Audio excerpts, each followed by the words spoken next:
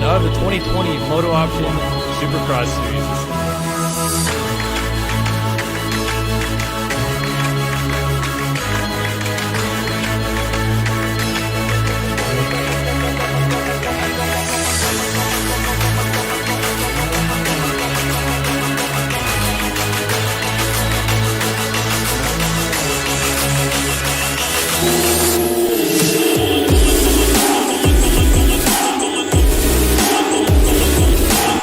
Oh, look at the move down the inside. Jake Morton trying to make the pass right into the lead.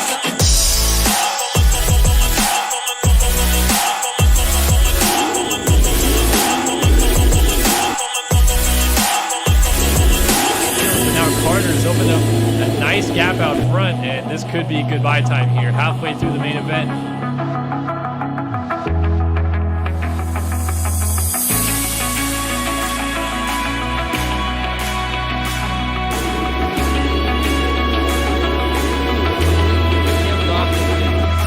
Sinclair, multi-time race winner, multi-time champion, sitting on the sidelines for the first game. The 2020 MotoOption Supercross Champion starts right now in Anaheim.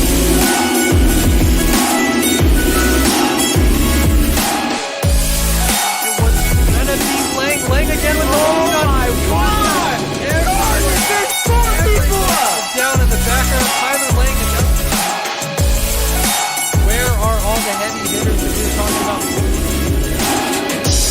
Oh, Gebhardt down the inside is going to make the move. Mitchell, mistake. And the mistake cost him the lead. Basically, everybody in this class can win a race any weekend, so.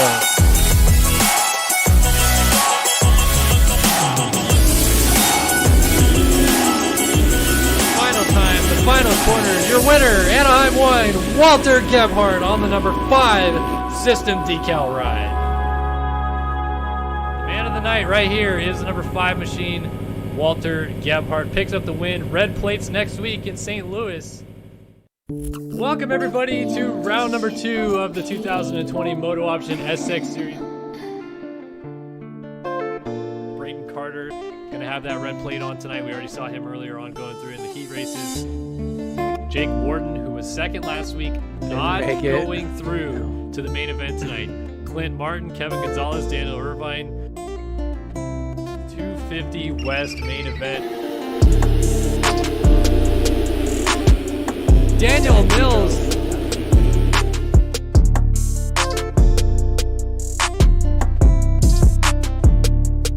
Wow, Brayden Carter is dead last, folks. And Mahan, who had a really great heat races in 20.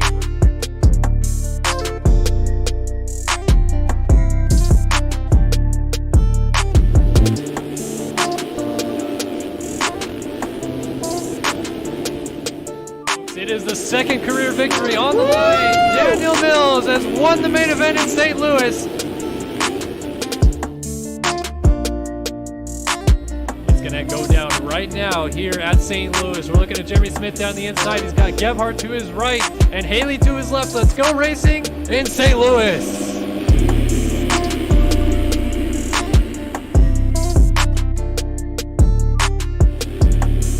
Bryce Whelan with the hole shot. Jeremy Seabold comes across the line in second. Kyle Robin third. And Russ Chapman right there in fourth on the 29.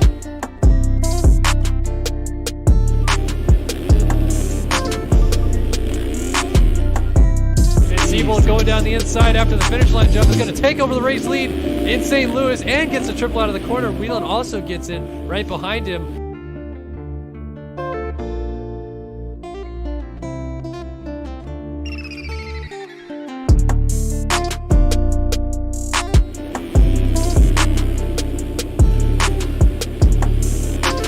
Inside of contact and puts him down. And he's great in these whoops down the inside and just makes the pass happen, no problem. But Chapman cuts back underneath the triple. There we go, does get that triple on. And here's Smith, he's going to triple down the inside and he takes him down. He just completely plows him on the inside of the corner and Smith goes into second.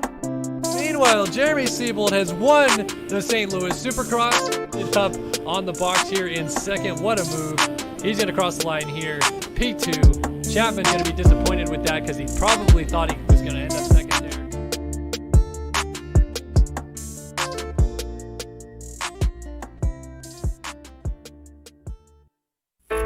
Welcome to round number 3 of the 2020 MotoOption SX Series.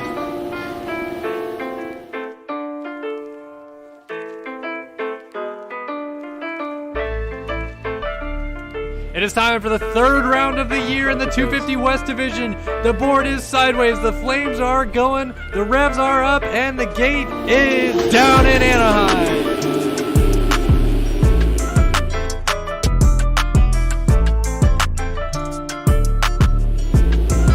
Sullivan grabbing the whole shot. Oh, down immediately. Braden Carter takes the lead.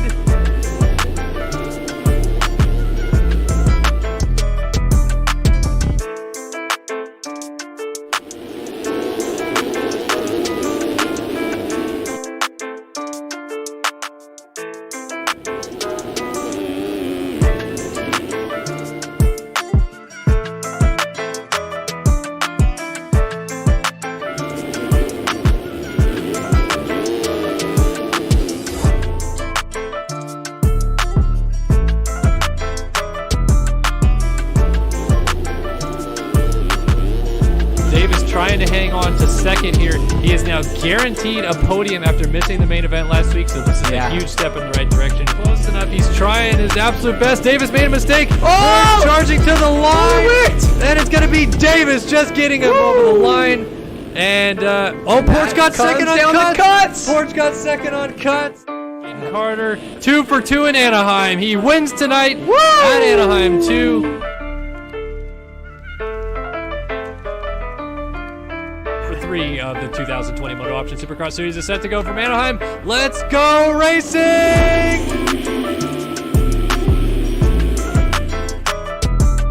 And it's going to be William St. Laurent, second whole shot for the night. Tonight. Canadian flying out here. And it's Leitzel who's up in second. We got Walter Gebhardt in third, Roy Mitchell, Dominic Tiberino, Ash Deering all up in the front.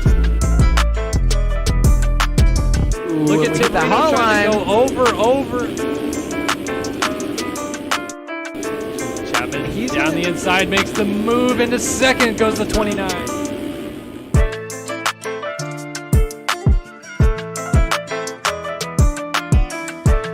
So Chapman definitely starting to close it down a little bit here. Only a minute and a half left on the clock before we'll have 1 lap to go in Anaheim. Probably going to be 3 laps here. Mitchell slides out. Stalked up. Oh! Plowed into from behind. I think that was maybe Fugler and Oliver getting off down the inside. He's going to go for the lead. He's going to he's going to hit the pixie stick. He hit the pole. Oh! Gets crossed up. Pro Cup who's going to triple by them both, maybe. The first win of the season is underway as the number 6 rounds the final corner.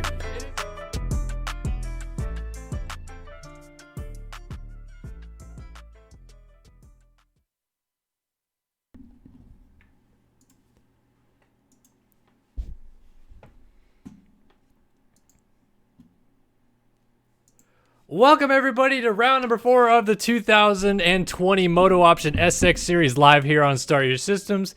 Kellen Brauer alongside Andrew Wood, ready to bring you guys all the action tonight from Glendale. A Triple Crown race, a lot of exciting things coming on. Hey, what are you hyped or what, buddy? I'm pretty pumped, actually. I feel like the main events have been gnarly this year, so to have 3 of them in each class is going to be really, really good tonight. Yeah, this is going to be a great night of racing. There's a lot to talk about coming into it, obviously. But before we get too deep into it, we want to show you guys the times as we saw them before we started the stream. It was Braden Carter, our points leader, topping the sheets. Riley Hugan, Jake Rose, Chase DeSelle, Dalton Plessinger, all up there. Times seem a little close this week for as long as the track is in the 250 class. Would kind of surprising or what? Yeah, I'm looking at that less than a 2-second drop off back to like 14th place that we can see here on screen with a 1 minute and 10-second long track. That's pretty insane. But Braden Carter is separating himself as always half a second faster than the next guy. So, I mean, he's been killing it all year, so I wouldn't be surprised to see him kill it this race as well. And moving over to our 450 division, we see Walter Gebhardt fast again. He's a little bit behind the 8-ball championship-wise coming into this round. We're looking at more Russ Chapman, Colton Mitchell, Jeremy Smith, Jeremy Siebold. These guys are more in championship contention at the moment. What does Gebhardt need to do tonight? Is it just get out there, get good starts and win, or does he need to play it safe given that there's going to be 3 gate drops? Yeah, I mean, I don't think you can really play it safe on these. They're short races. This class is so stacked. I feel like you have to give it your all on every start. I'm not sure exactly where Walter's average start is, but he's 26 points down in the championship. That's one whole. That's one whole win out of it. But he's got some heavy hitters up there along with him in qualifying. So we'll see what he can pull together tonight. And championship picture, of course, before we start tonight. Both in the 250 West and the 450 division, starting 250 West first. Braden Carter has been almost lights out through 3 rounds. One Anaheim 1, one Anaheim 2. Little bit off kilter there at St. Louis with a bad start, but charged well through the field and now looks like he's the man to beat moving forward here. Yeah, I mean, he's definitely separated himself. I think 3 rounds in is about where we thought we would see this start to happen, and I feel like it has in both classes. Braden Carter definitely putting himself out there as the man to beat, being 14 points ahead. But Ivan Medina, Luke Sullivan, they've been pretty good. So if Braden Carter starts to have a few off races, there's not too many rounds in this championship. So he's not free yet. And then, of course, moving to our 450 division, talking about Mitchell, Chapman, Seabolt, Smith. Those are our points leaders at the moment. Defending champion Jack Haley still kind of in the mix as well. We're only 3 rounds into the series, A-Wood, but we're already starting to see kind of a clear disconnect between who our front runners will be and where the rest of the field will kind of lie. Is it just the top 4? Can Haley get back into the mix? Where do you see this breaking off at? I think we still have 14 rounds left. I don't. Definitely top 3 is looking pretty separated and really close together with those 3. But Jeremy Smith has great starts. His average start is 3rd place. So I really see Jeremy Smith being strong this week. Jack Haley, though, he's only 19 points down, and with the longer series, I don't think he's completely out of it. And I think if he has a couple good rounds here, he can get himself right back in the title fight. Well, we'll definitely need to keep an eye on Jack Haley tonight as well as everybody else in the running. Before we do that, of course, we're going to have to show you guys the racetrack a little bit here tonight in Glendale. Very exciting racetrack on hand. Big racetrack as well. Long start straight. Goes forever. Big finish line double. Take you around the track in a minute, but, I mean, obviously just layout-wise, A-Wood, this is going to be a great night to watch. Yeah, it's really long. There's a lot of 180s. And a crazy long start. So those 450s are going to be going Mach 10 going into the first corner. So you're definitely going to have to watch out for that, see who can kind of duck inside and stay safe. As we're going to watch you start to take a lap around this track down this super long start straight. It's basically 130 yards all the way across the whole stadium. And pulling a Derek Drake, I think, there in the first corner. doing a little 180 right there. So let's see. I haven't actually seen this yet, but should be able to dissect it pretty quick. I think some people might be pre-jumping that first jump, but long rhythm here. Going to offer some big options in the 450 class. Hopefully nobody does that on the first lap and puts themselves out of the fight. They only have 10 minutes plus 1 in these Triple Crown races in the 450 class, I think. So 12 plus 1 in the 450. 12 plus 1. So a little bit longer time, closer to a 250 main event. But on this track, it's not going to be many laps. That's the thing. So we have over a minute lap times. It probably will be 10 to 11 laps per race. We have a long whoop section here. The whoops have been very difficult this year into a 180. And as you guys notice, just kind of look at how many 180 turns there are on this track. Probably more than we've seen in a long time. And those offer great passing opportunities. Giant triple size Supercross double, or the Supercross finish double. Going here, going to have a little double into the sand section. Pretty tricky here. I think this is going to start to break down, and I think it offers multiple lines as they're going to yeet themselves across the track into this 180 turn again. Another about 150 degree turn coming right back across the start here, and this section is going to be pretty tricky for the guys. A lot of different line options through here into a big rhythm section. You got step on, step offs. Will people be dropping in there, hitting a quad, triple out it looks like. So we're going to try to avoid those 5-footers during the race and see what these guys can do. And a left-hand 90, I think the 450 guys will be able to triple that cleanly. But, man, it's going to be super tricky here tonight.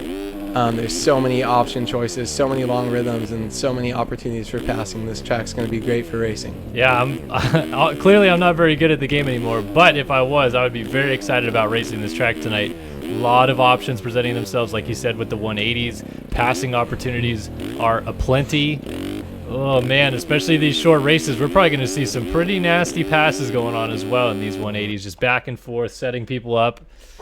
Going to be crazy. I count 7 180 turns, basically, if you include the sand. A couple 90s, which aren't normally the best for racing, but they do have some options. We have coming back on the start straight, we have different rhythm section options coming out. Are people going to go double, single onto the start into that first rhythm? I feel like there's going to be so many different passing opportunities. So many times they cross the start straight. Will it get rough? But one thing I think is they're not going to be doing too many laps on the track. So I don't think we're going to see this track breakdown as much as we have seen the other tracks in the first 3 rounds. So going to be kind of interesting to see how the guys deal with that, see if it lets them push harder for the whole race or if they have to start dealing with that depending on what happens with the track. Yeah, we're definitely going to have to watch the breakdown of the track because last year at Glendale, not sure if it was just a way that they had built the setting or whatever, but Glendale actually broke down a lot, if I remember correctly, which is unusual, of course, for this type of racing surface in Arizona. Usually a lot more hard packed, slick. And I know that the Race Factory Gaming crew has really worked to kind of, make this authentic experience where when you go to a stadium like this, you should expect less track breakdown, more hard packed dirt. And if the track breaks down like it did last year, we may see a little bit more of the one-lined action in the corners. But if it doesn't, it's going to leave it completely wide open. Big bowl corners, lots of block passing. It's going to be really, really interesting to watch for sure. Yeah, I'm super, super excited to see how this breaks down. And one thing that we should note, I think we're going straight into the LCQ races, which have been the most interesting races so far of the year. Besides the main events, we definitely had a lot of action there, but we're going to be seeing 22 guys fighting for that for those top 4 spots in the main event. And with all these 180s, I think we're definitely going to get a show here. As long as we get a fairly clean start, I think we're definitely going to be in for a really good time here during both of these LCQ races. Yeah, this is going to be exciting. These guys definitely want to get in. This is going to be a toughie for sure. You're just coming straight out. These guys have not raced the track at all tonight. Unlike other nights, obviously, they get a heat race in. Damn it, I forgot to fix these cameras. Let me do that real quick. Oh, boy. Hopefully I can get this done. Yeah, well, we run a pretty good show here most of the time, but one little bobble in 4 rounds is not very bad, huh?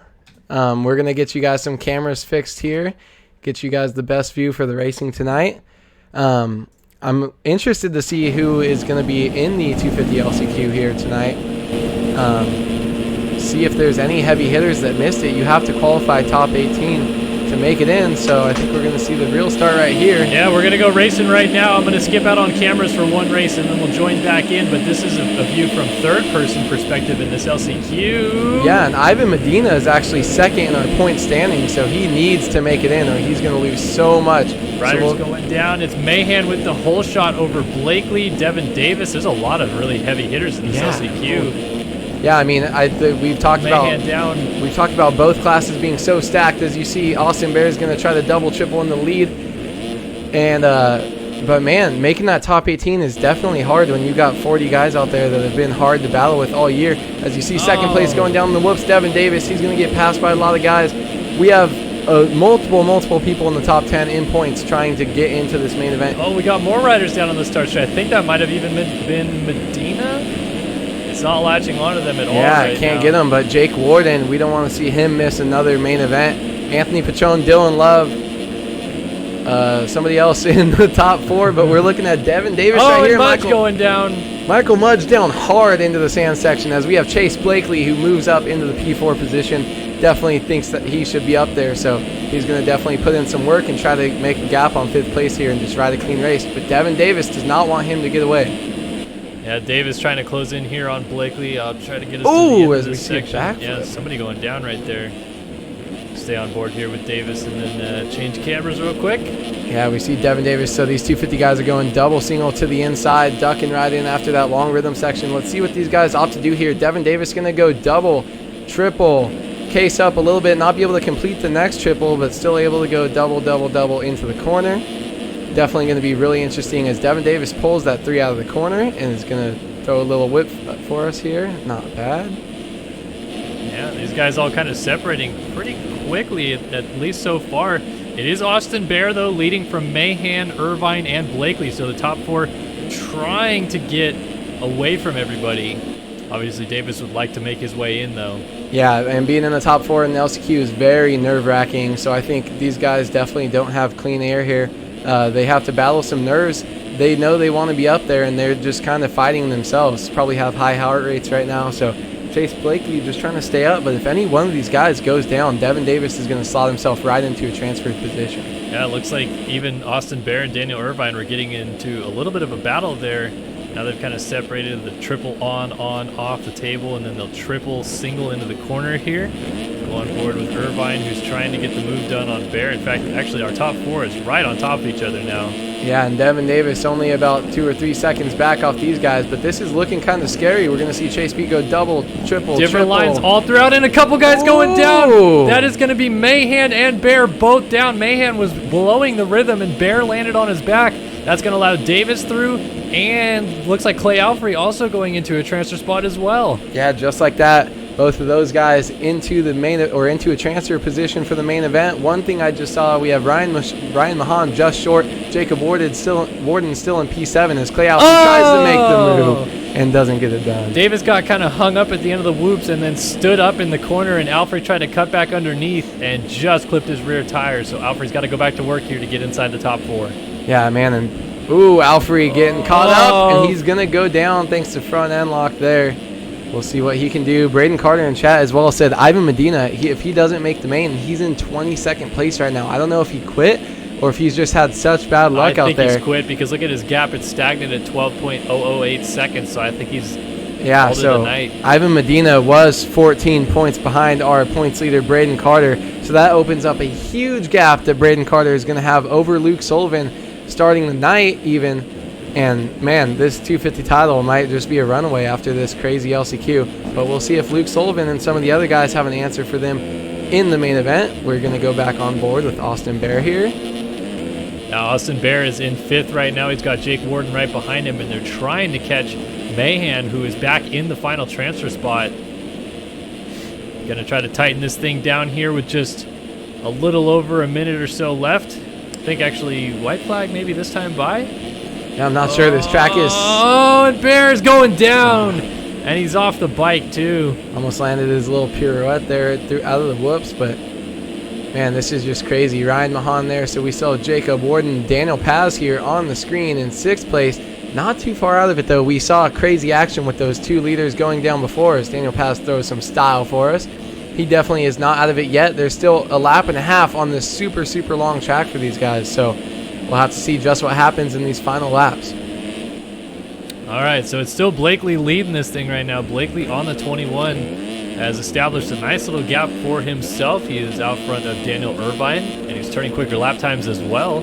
Devin Davis just put in his best lap last time by at a 13.9. He has moved up to 3rd, and Mahan at a 12.3 has now moved into 4th and is opening up a gap quickly on 5th. Yeah, Mahan here clipped that double in, not able to make the triple all the way through that rhythm, have to hang up those 250 guys. I feel like that's going to be something to watch. If they don't get any of these lines or if they mess up that big triple in there, I feel like these guys don't have the power to save it and can definitely end up framing some stuff and having some fall-offs later on in the main event.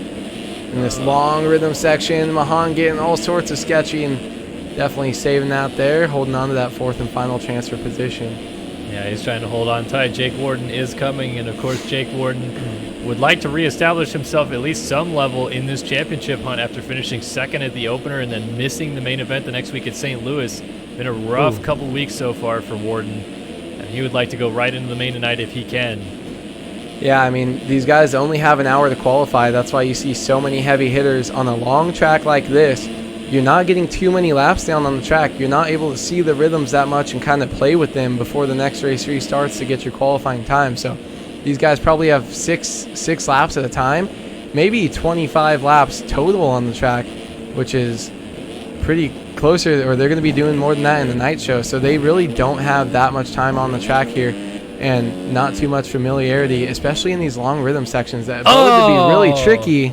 As we see Warden kind of messing up on that little single double that comes into that first section. Yeah, that section looks like there's not enough pop on that first little double, and if you don't downside the first double clean, that next triple is going to be tough, especially on a 250. These guys just missing the mark there, and we see Warden going down. That's now established a gigantic gap for Mahan here in 4th to work with, as the white flag is now waving for our race leader, Chase Blakely. Ooh, sauce. Looking smooth out like Anderson out there. Rockstar Husky ride. But one thing about that first rhythm is that's a little single to that double in. I feel like you can't go too fast. You have to slow down and seat bounce pretty hard to get that backside on a 250. And I feel like these guys are either seat bouncing hard and going too fast and kind of framing into the next one, or they're trying to slow down too much to get that perfect spot. So without a lot of time on the track, maybe Chase B is going to be better than at it than some of the guys in the main event. Exactly. Because he's had more practice with these laps he's putting in now. Oh, a little mistake, and he's going to go down out front, just as we talked about. And Daniel Irvine's down and off the bike as well. Devin Davis has gone into the race lead here on the final lap of the race. Fortunately, as we said, though, huge crash there for Wharton in the section that we were just going through has basically given these guys a guaranteed spot to the main event. So now it's just for show. Davis even throwing a little style for us. And the rest of the runners behind hoping to bring it down to the checkered flag and go to the main event here tonight in Glendale. Man, if winning races in LCQs in 2020 was, Devin Davis would be crushing it. Dude. Devin Davis out here bringing us down. Man, bringing himself down almost. It out, and then he goes over the finish line jump, backflips nice. his way to the main event. Blakely second, Mahan third. Oh, and a Daniel super close Irvine finish. coming across that's a there in lapper, fourth. psych. No, it's Davis backflipping still.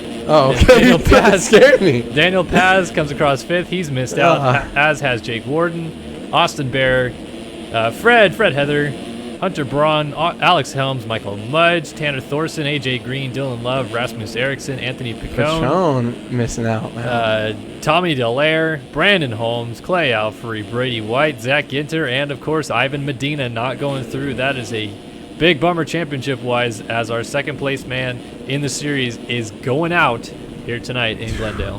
Hate to see that, honestly.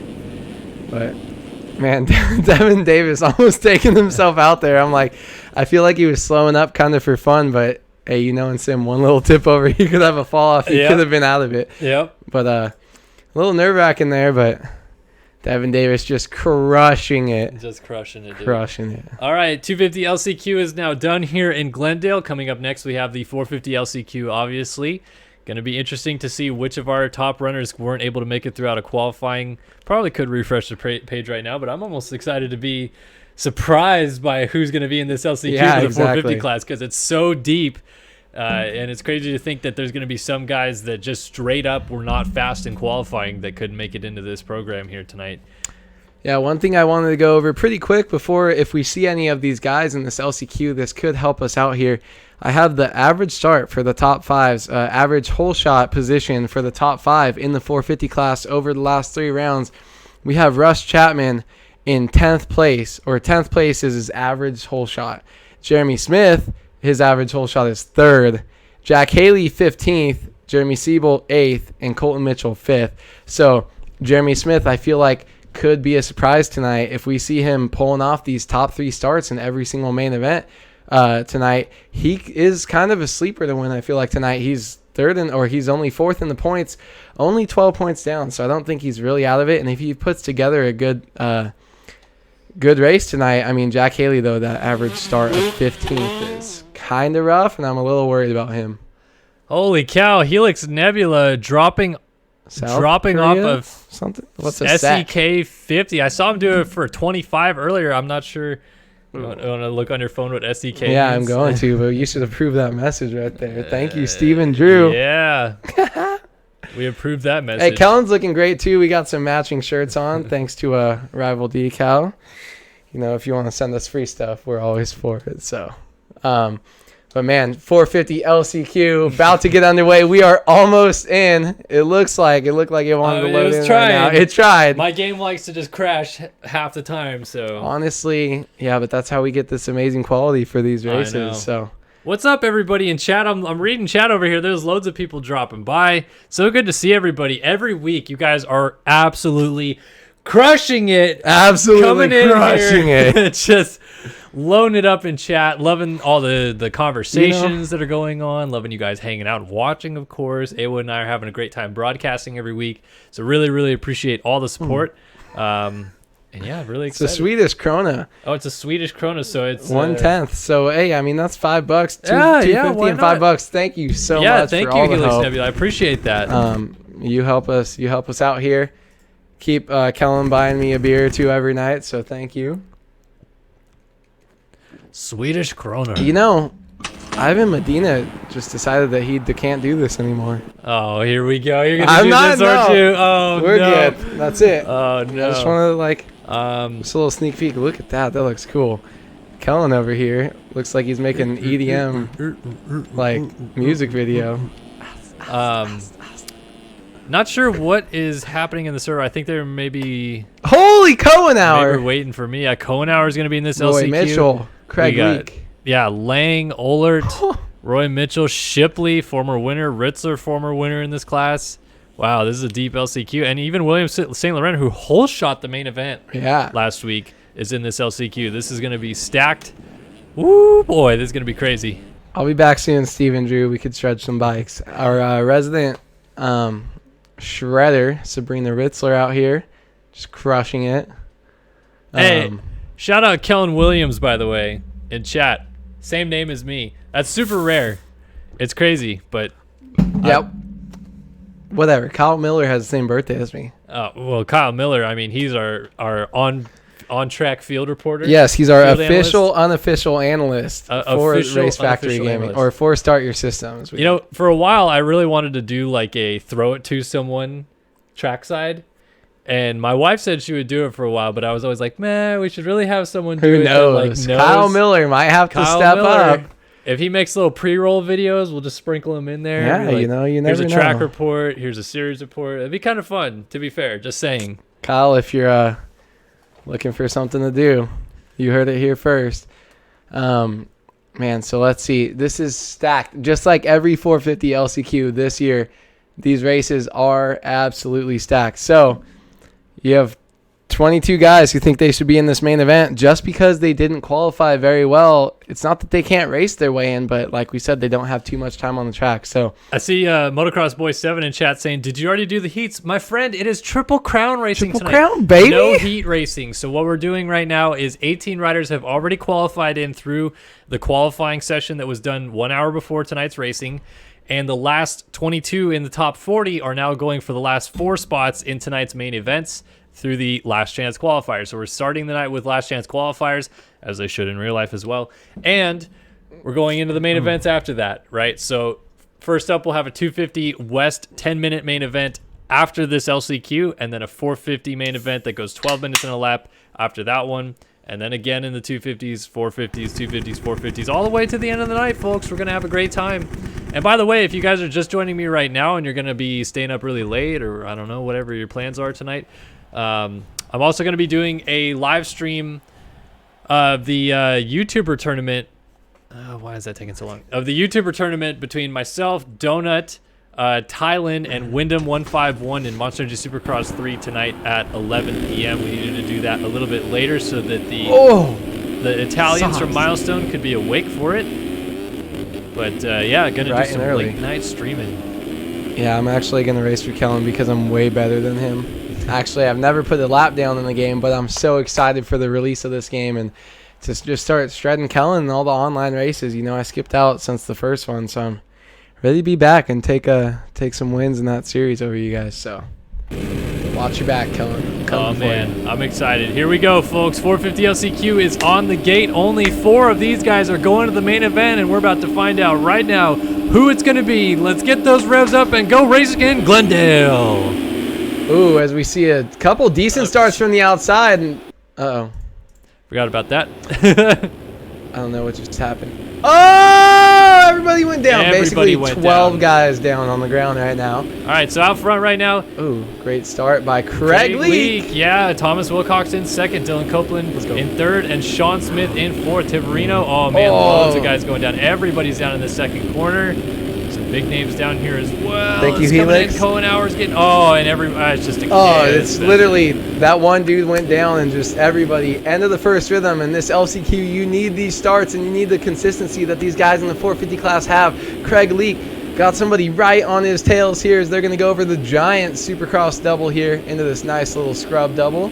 Craig Leak, though, not too big of a lead over Thomas Wilcox. Thomas Wilcox going to double into the finish. Coming up right behind him is Dylan Copeland, your looking boy. all sorts of fresh. That is my boy in all red. Sean Smith, though, not far behind. And not too much of a gap over 5th and 6th here. So Sean Smith got to be definitely a little freaked out here. Yeah, Let's Jeremy see, Shipley closing in behind him. Yeah, Jeremy Shipley. And Jeremy Shipley's been having a little sketchy year, but not too bad of a start. And then a little bit further behind in this rhythm section is James Ohashi. So this top 6 kind of spread themselves out after those early falls. So we'll see what these guys can do if they can work their way in here tonight.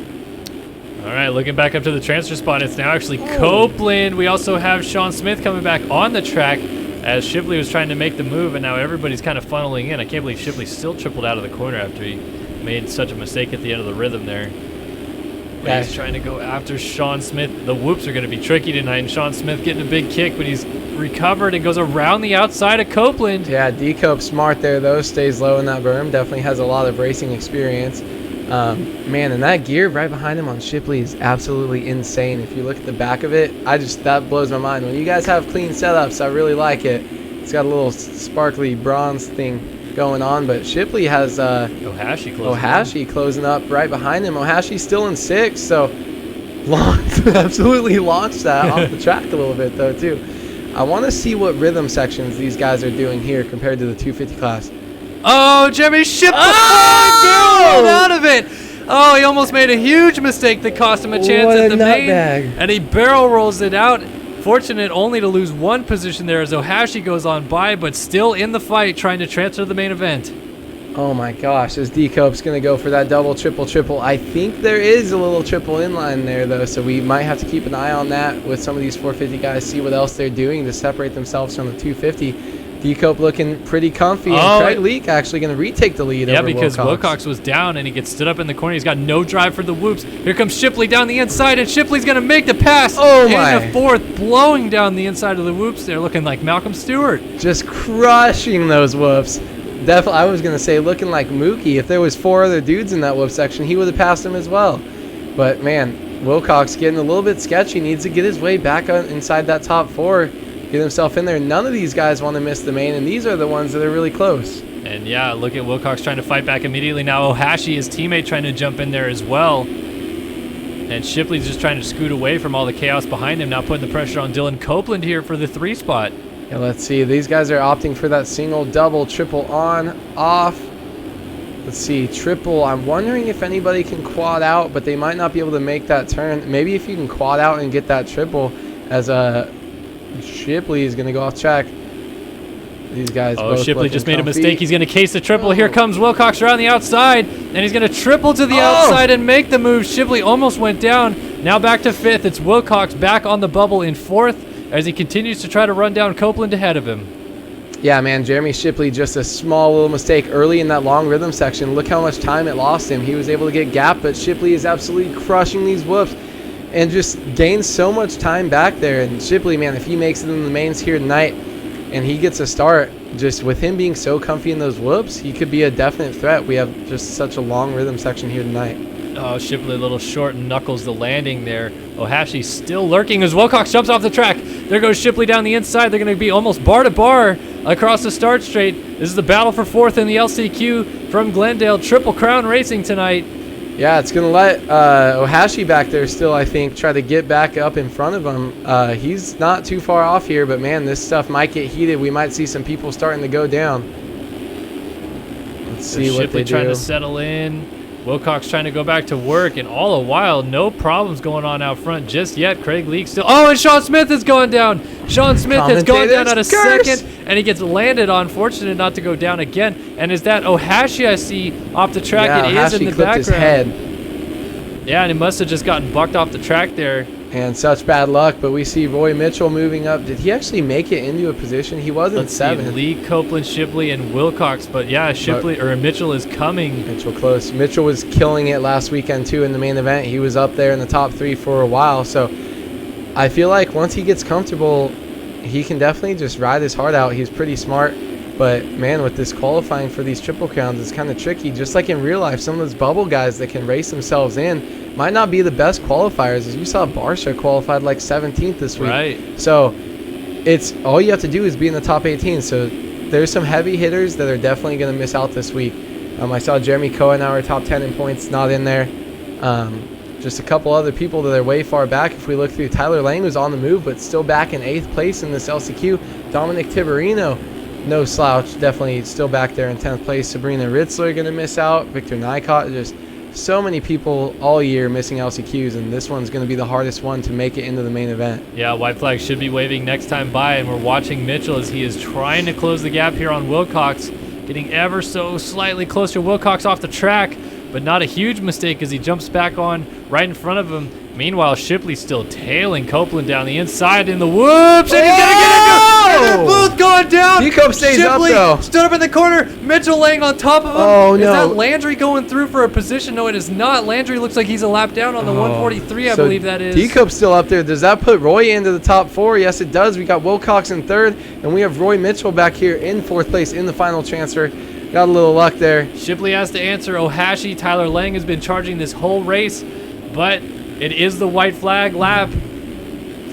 Man, that's crazy tonight. Just so many people that we see missing out on these main events, and it's been like that all year, but these LCQs and the Triple Crown are just a whole nother beast. As we see Decope getting crossed up there. Yeah, and they're not going to be able to get the triple line in. No, I thought Wilcox but was clipping him. Yeah, I thought he was going to quad, Wilcox too. just made a mistake. So Roy goes through. Benny Landry unlapping himself there from Wilcox, trying to get out of the way. Wilcox not able to get by just yet, and Shipley is lurking and charging as well, and we know Shipley's good in the whoops. This is going to come down to the whoop section, I think. Yeah, Shipley gets that triple there. Wilcox clean through here. He's got to get this triple in, and he's good up to the Supercross triple. Now he just has to make it through the whoops. So we'll see what happens here. Shipley's unreal fast, though, if he gets a drive. Shipley charging. Craig Leake has made it into the main event with a win. Wilcox is good. Shipley is still charging. He almost my blew gosh. the corner. Let's see, does he have one final send? Wilcox around this, and Shipley's just going to fall short. It is Wilcox going through with Mitchell and Copeland ahead of him, with Leake taking the victory. Shipley misses out in 5th. Lang also not going to the main event, out of 6th. Ohashi, Tiberino, Pilsner, Ethan Park, Sean Smith, Sabrina Ritzler, Ian Holm, Jeremy Cohenauer, Garrett Hollenbeck, Reed Young, Victor Nykot, Tyler Schmidt, Benny Landry, William St. Laurent, and Casey Ohlert all missing out. Yeah, man, as we see some huge whips going down on this finish line double. One thing, though, is cuts. This track, all these big rhythm sections, the sketchy whoops, 2 guys doing absolutely unreal dually wheelies, a 3rd guy there, too, down the start straight in the back. That was awesome. But you have to watch out for cuts. Not going to make too big of a change. No, Pulls cuts him up actually a little bit. And Shipley didn't even have cuts, actually. 93. I was hearing the cuts are pretty tight on this track. First cut was all the way back in 14th place. Yeah. But maybe these guys aren't gaining enough for it to actually affect them too much. Well, it's interesting because let's see if I can find someone who's in this section right now. There is a corner that is seeming like they're cutting bales but not getting The cuts one for coming it. onto the Yeah, start straight? No, well, yeah, Oh, this coming one across here the as start well. straight.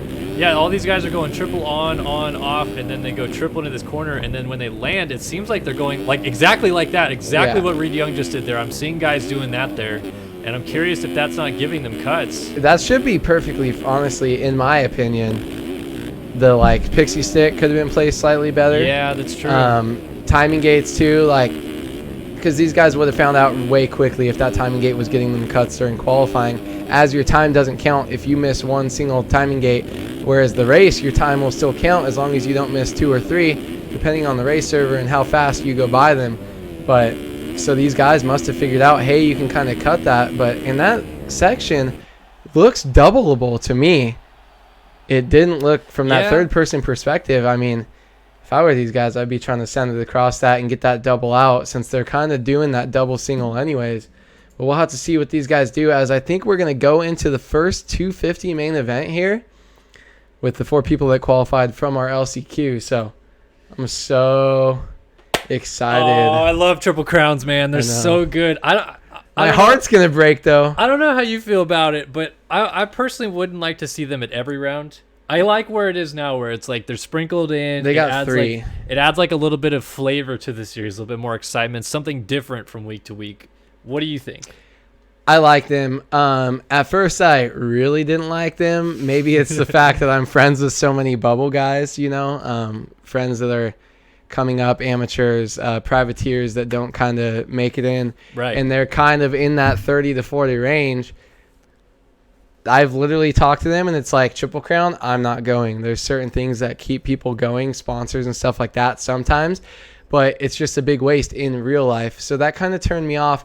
In this game, though, I didn't like them because I was also, that's about when I quit racing, is I wasn't slow enough to make it. So I'm like, okay, it's not that bad. But I think the perfect amount we have right now is 3.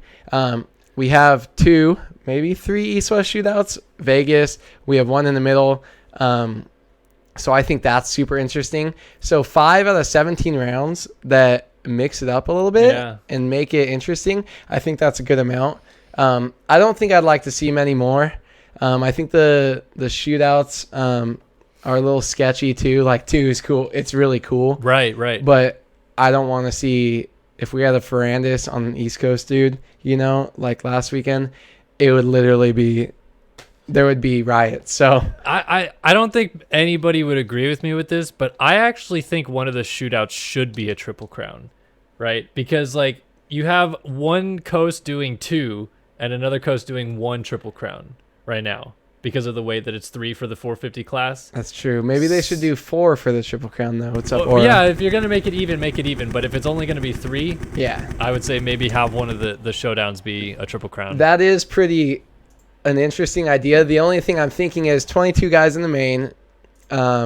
It has to be at least 9 from each coast, right? It could be 9 and 13, or it could be 11 and 11. But the thing is, I feel like that's going to create so much separation in that 8 to 12 range in points, wherever that is for how many guys get in. I feel like those guys that are 12th place guys, and you want to say, hey, I'm a 12th place guy in 250 West. I'm a privateer. Hey, look at me. You're going to give yourself no shot if you miss that one race, that one main event, and you're going to lose out 20 points because the guy in front of you, say a Jacob Hayes, Luke Clout, one of those guys made it and you're just behind them and you didn't. That kind of would suck. But for the making it even, I do understand. So. Right. All right. Well, a lot of interesting talking points with this Triple Crown. I'm very, very excited to bring it to you guys tonight, folks. It is the first of the 3 Triple Crowns. It is the 4th round of the 250 West Series. It is a lot on the line for these 250 guys, and the board is sideways, and we're racing here in Glendale. 250 West action underway. Main event number 1 all the way down this long straightaway. Who's going to get there first? Oh, my gosh. Braden Carter smart here, though. Watch Braden Carter come out with the whole shot. Look at that. Basically, just gets down the inside, gets the whole shot. Double, triple all the way through this rhythm lane, and Braden Carter with those red plates already out front looking saucy. And that, guys, is why he has basically an 18-point lead coming into this round, as he's just tossing it, about to crush these whoops. Dalton Plessinger, AP's little bro right here, with a solid start in 2nd place.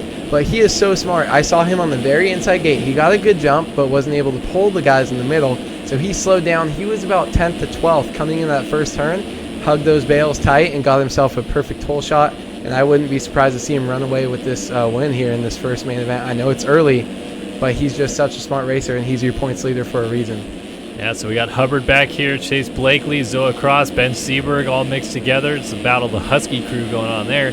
Kevin Gonzalez, Jake Rose, as everybody's trying to get themselves sorted. Quicker racing here tonight, obviously, with just the 10 minutes instead of a normal 15-minute main event. So these guys, just when they get settled into a pace, most likely we're going to be seeing white flags waving. So it's kind of throw caution on the wind here early and try to get yourself established with an early gap.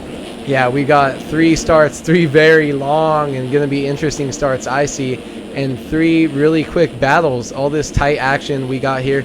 We're going to see this 3 times in each class as we see Ben Seberg casing up on that triple and going to lose 2-3 positions now coming into the corner because that rhythm section is so long. But, man, one little mistake just like that can drop you three positions, and he might not be able to gain them back. This is such a short race. Braden Carter still pulling away out front. Dalton Plessinger back here in second. Jacob Hubbard closing up on Plessinger a little bit. It's kind of close action going on back here. Zoa Cross, Jake Rose, Kevin Gonzalez, Ben Seberg all in a bit of a freight train right here. To actually go on board with Seberg, and you can get an idea of what the track looks like at speed from his perspective. Yeah, so we're going to see Ben Seberg hit that double, and then this double into the sand section. He's opting to go almost inside, but switches it up quickly to the outside as we have the guy in front of him going down. Look how fast these guys are charging these corners, sliding that rear end around. You can see them break loose right about there and just carry the speed through the corner.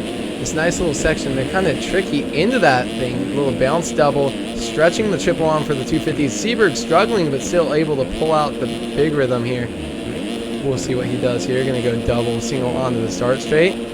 Seberg not really making any ground here, but like we saw, these rhythm sections are so challenging, especially for Ben. It looks like he might get past here as the guy's coming up on him. Goes for the triple out, still gets it. Geez, Seberg struggling a lot in that first rhythm section after the start, but still able to hold his position. Ryan Mahan, Dalton Plessinger after his fall back here now. Dale Mullins coming through. Remember, Mullins at one point shared the points lead, but then missed the main last week.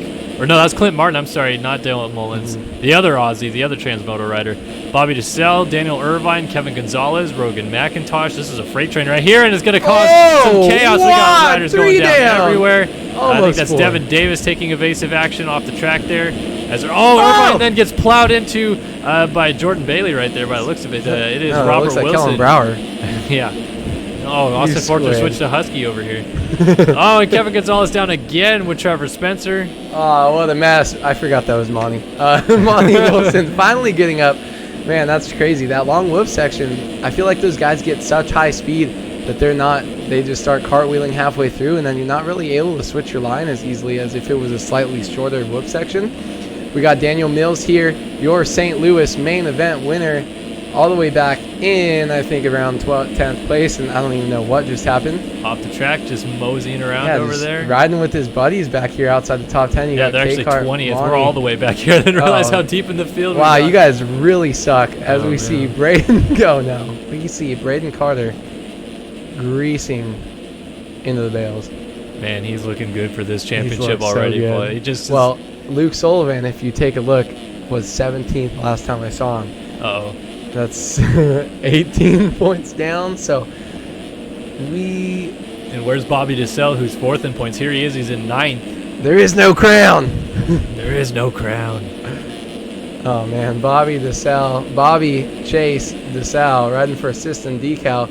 Looking pretty good. Nico Izzy out here shredding through the sand. Coming up. Does look like a Nico Izzy gear set, too. Yeah, it just looks like a whole Nico Izzy setup. Yeah. When he came back on that Yamaha that one year. Yeah, so he's just kind of following. Not too much you can do here, but these guys will be running it up later. I feel like in the second and third mains, where these guys know kind of where they sit, I feel like you're going to start seeing guys start to run it in on each other throughout this track. OJ's that gains a little bit of time here on, I'm not sure who that is, little Alex Ray and Dale Mullins. Dale Mullins all chasing Dalton here comes Plessinger. DeSalle down the inside. DeSalle Split rhythms. greases. Dale Mullins is going to lose it, though, because he has to single into the corner. So down the inside goes DeSalle. He's trying to triple in. Oh, I thought he was going over there. Yeah, but that double triple pretty clean there as he stays low. Let's see if he can get a drive here. Better drive as we have this close battle through the rhythm. It looks like they both have pretty good drives, and wow. Oh, rider down. Who was that? Was that Plessinger again? Yeah, it was.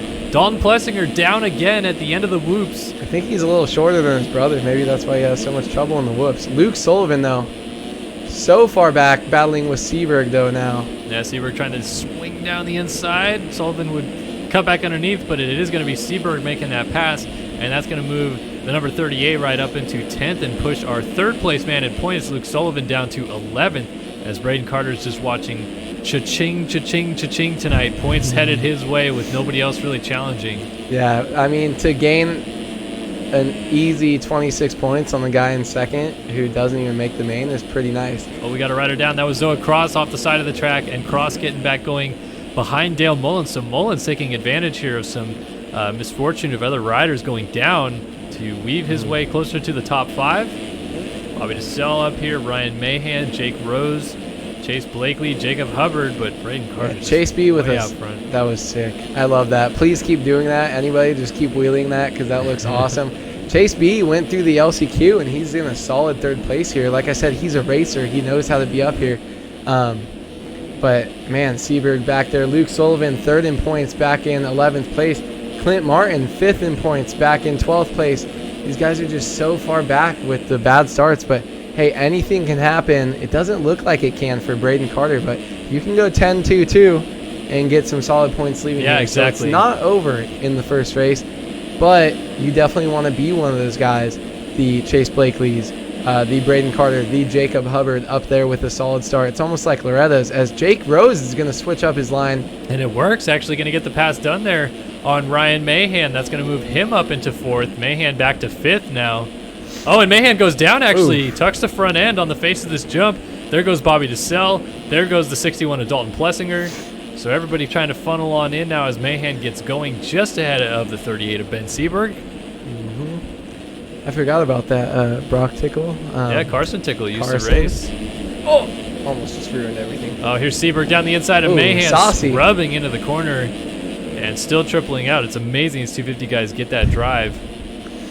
Yeah, I mean, I'm kind of surprised. I haven't ridden the track, but just it looked pretty big. Some of those triples in to the rhythm section on these Seberg. 250s. Yeah, Seberg getting all sorts of huckabuck in those whoop sections, but able to hold on. That's been that first section and the whoop section, not really his favorite here tonight, but he's still holding on for a solid top 7. So not too bad here tonight for your first main event. Dalton Plessinger up in 6th place. Oh, man, sliding out. I was just about to say, Plessinger seems like he's the guy on the move right now after he crashed a couple He's times. sketchy, though. He is sketchy. He's like Seberg. Well, I was going to say his number matches him really well there with that number 61 on a Cowie this year, just Exactly. crushing it out there.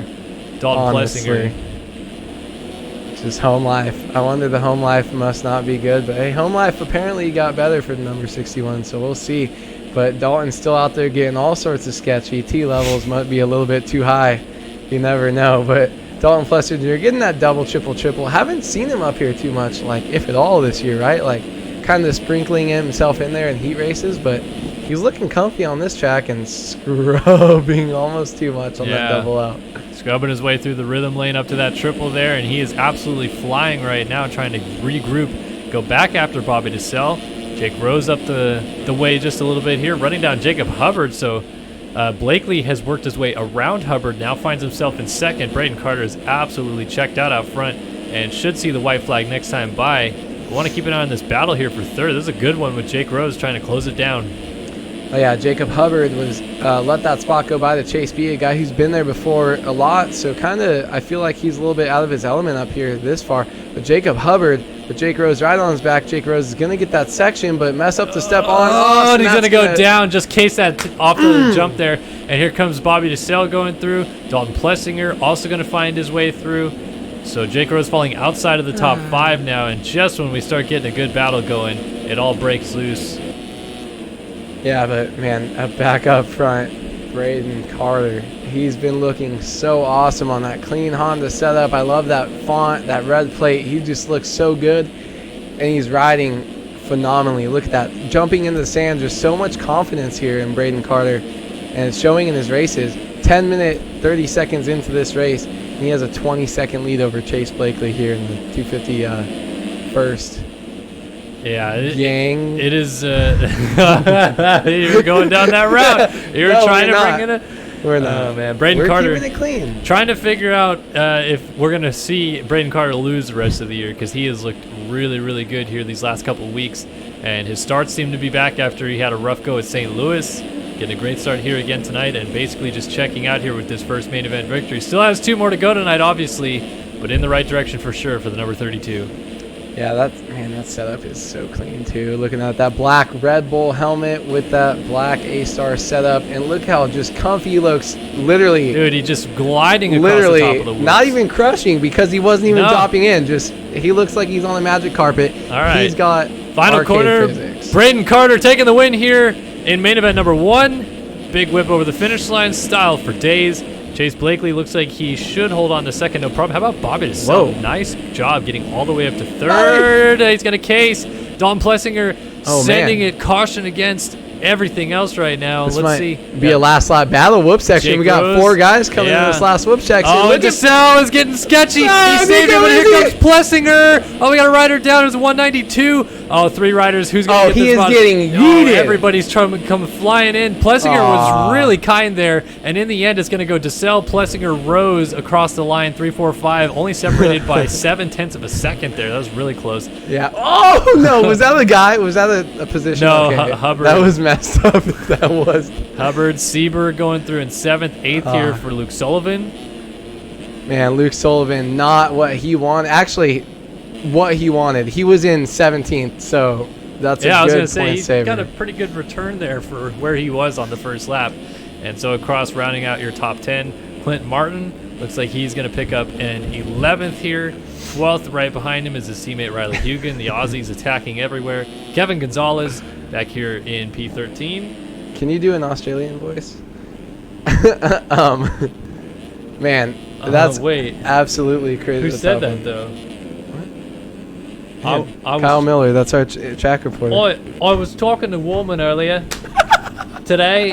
Wait, hold on. I can't see you're moving it too much. Sorry. And he said, and he said he feels super good tonight, so make sure you keep an eye on Walter. Is that all right?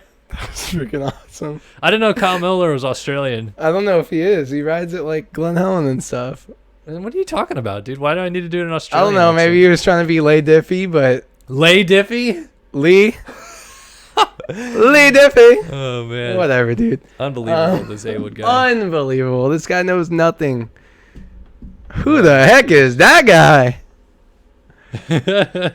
Getting Twitter mentions. People were very excited about that barrel roll. Yeah, that thing that was done sick. by Jeremy Shipley in the LCQ, I believe. It That was had pretty cool. nothing on Brady Ginter, though. No, nothing on Brady Ginter. But it was an whatsoever. LCQ trick. Honestly, every week we got to see people. I want to see front flips. If you qualify to the LCQ next week, see, that wasn't bad. We got in chat. We got people loving it. People hating. Oh, that's done. Yeah. Braden Carter. Don't talk crap on the Jack Daniels font. That thing is sick. Let's see. 450 class. What do we got? See, that's good Aussie accent. You got Dylan Long backing you up. And then the next guy says it's not even close to Australia. It's like, Okay, well, if you live in Australia, you can have that opinion, but we have our resident Australian BA in the chat, Dylan Long. Listen, I'm fully committed to not cussing, okay? Lee Diffie is South African. Dude, the amount of people that were like, I hate that British guy commentating Supercross is unreal. Unreal. Yeah, that Euro, that British dude, that Aussie, like people have no idea. It's unreal. Can't believe it.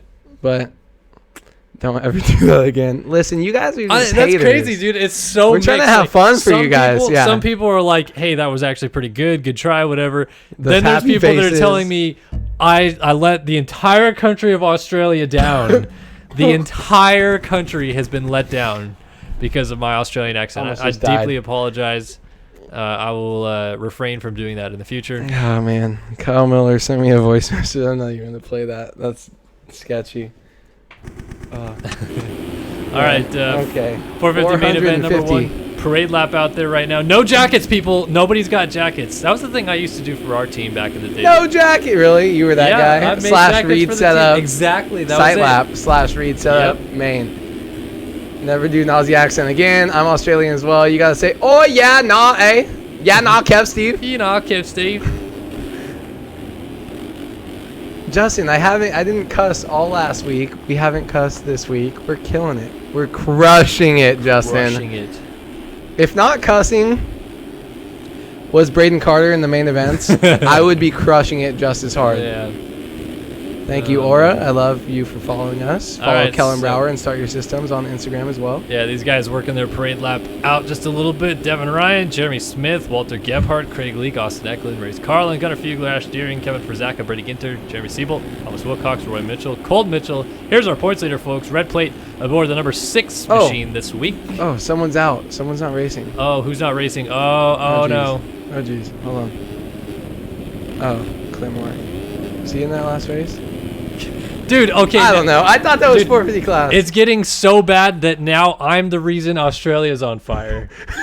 Oh my god, dude. And then someone said I think Brutal. I can't do an accent. I can barely, that's so Hey. messed up. I can barely speak English, so don't ever have me try to do an accent. But seriously, prayers to everybody in Australia for the fires, man. That's really a bummer what's going on down there. I'd like to get a charity stream going here sooner rather than later, so we'll get something set up for sure. Oh, looks like we That got would another be sick restart. as. But yeah, I definitely want to help out Australia any way I can because it's been a tough deal for them. I mean, literally, the entire country is on fire, and that's just a shame. No, we're definitely not.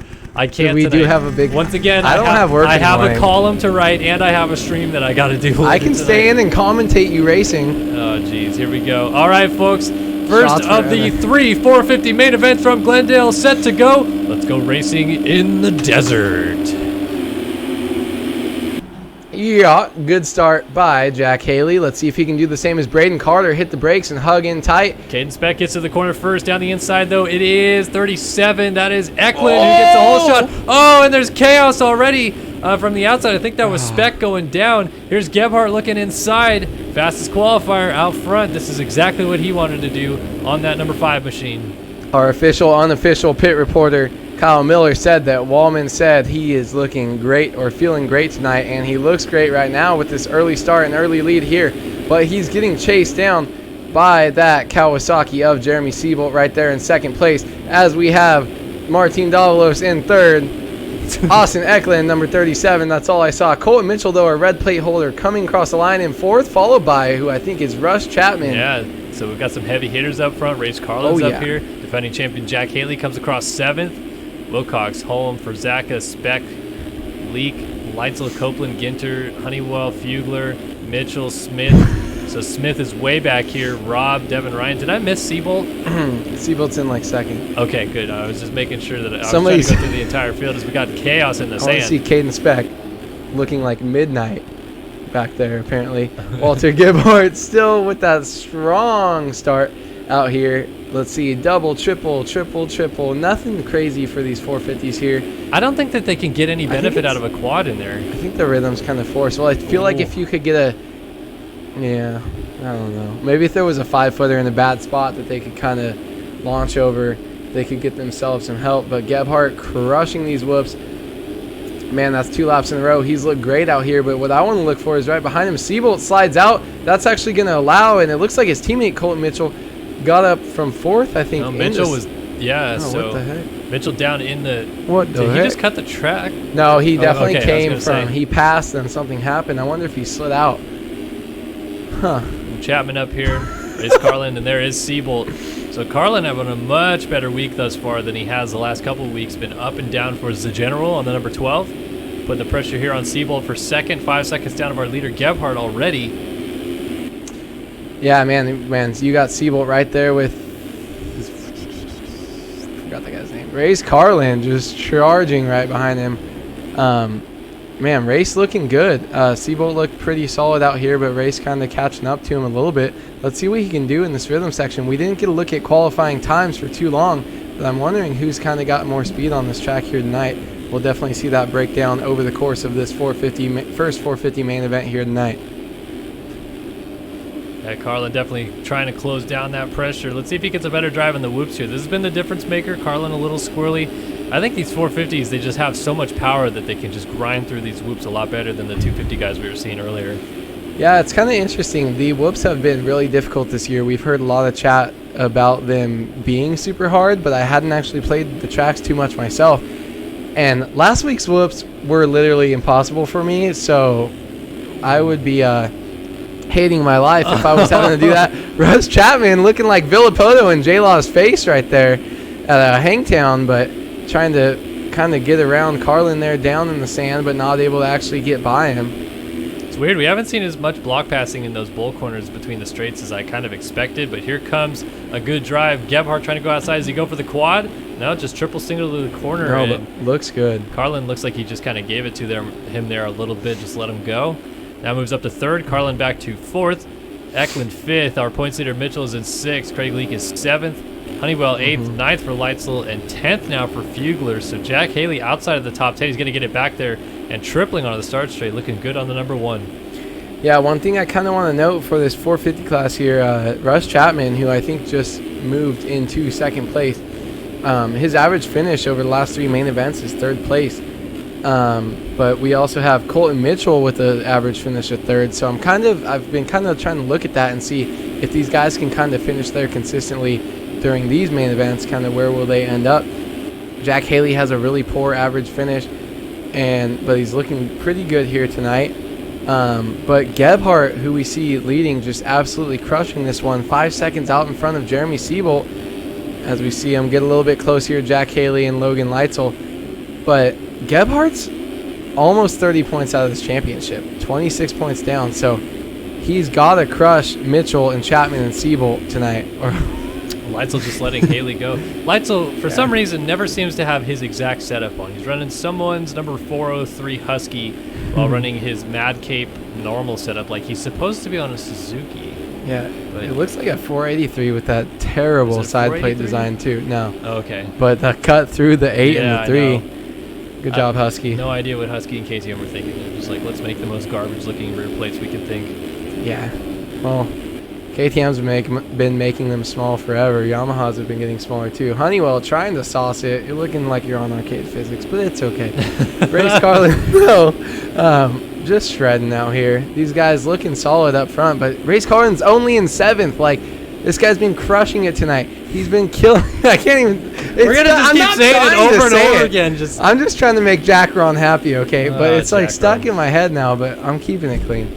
Craig Haley just looking, or Craig looking, I'm not looking. Unbelievable. All right, let's save A-Wood's butt here a little bit. It's Walter Gebhardt out front as we are about to hit. We just hit halfway on the time. It's a 12-minute plus 1 lap main event. Gebhardt has now made it 6 minutes while leading this thing with a 5-second gap over Jeremy Siebold in second on the number 19. Russ Chapman sits in third, fourth for Austin Eklund, and now fifth for your points leader, Colton Mitchell, who looks like he's actually closing that gap down on Eklund. Here's the battle we were watching, though. Craig Leake and Race Carlin, who just made a mistake. Here comes Dade Honeywell, 85.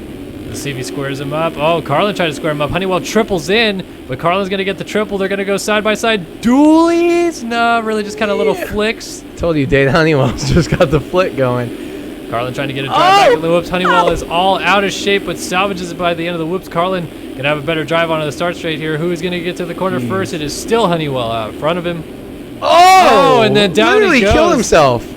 Wow, he Just like by sliding out. slid into the corner, and then Carlin Knocked got stuck himself on him. out on the ground. Jack Haley able to go through, so Haley taking advantage here, moving himself up to 7th. And again, with this Triple Crown format, it really is just lowest score after 3 races. So if Haley gets a 7th and a couple 1s, 9 points isn't an impossible tally to win one of these events tonight. At least a podium if you're getting that. But Haley definitely want to try to get up there as much as possible. One thing I was kind of thinking about, all these 180 turns, and especially those 2 back across the start straight, they're basically wide open turns. There's nothing else you can do there but hit the corner. So if you want to kill someone, you're going to do it. We might not see any action until the 3rd main event when it's on the line, but what I was kind of thinking is these guys are so close here tonight. If you go in for a move and it doesn't work out for you, if you end up on the ground like your Ferrandis and Craig, that's going to lose you 5-6 spots. So I don't think these guys are going to be doing that at all until at least the 3rd position. Battle for the lead, though, if you want to click up there. We got Jeremy. Yeah, well, no, actually, no. Wait. Gebhardt there well out was. in front. Siebold. Battle for 2nd? No. Not even that. Well, Not sure what happened all here. right. Well, our analyst is fired. Rip. You're fired. There probably was, and somebody probably slid out, but can't trust anybody these days. Well, Colton Mitchell's doing a pretty good job here with the points lead, just trying to maybe salvage that position this week, not lose too many points. These Triple Crowns can get weird, wild, crazy, whatever you want to call it. So to start the night with just a solid ride, finishing up 5th here potentially would be a good start to the night for the number 6 machine.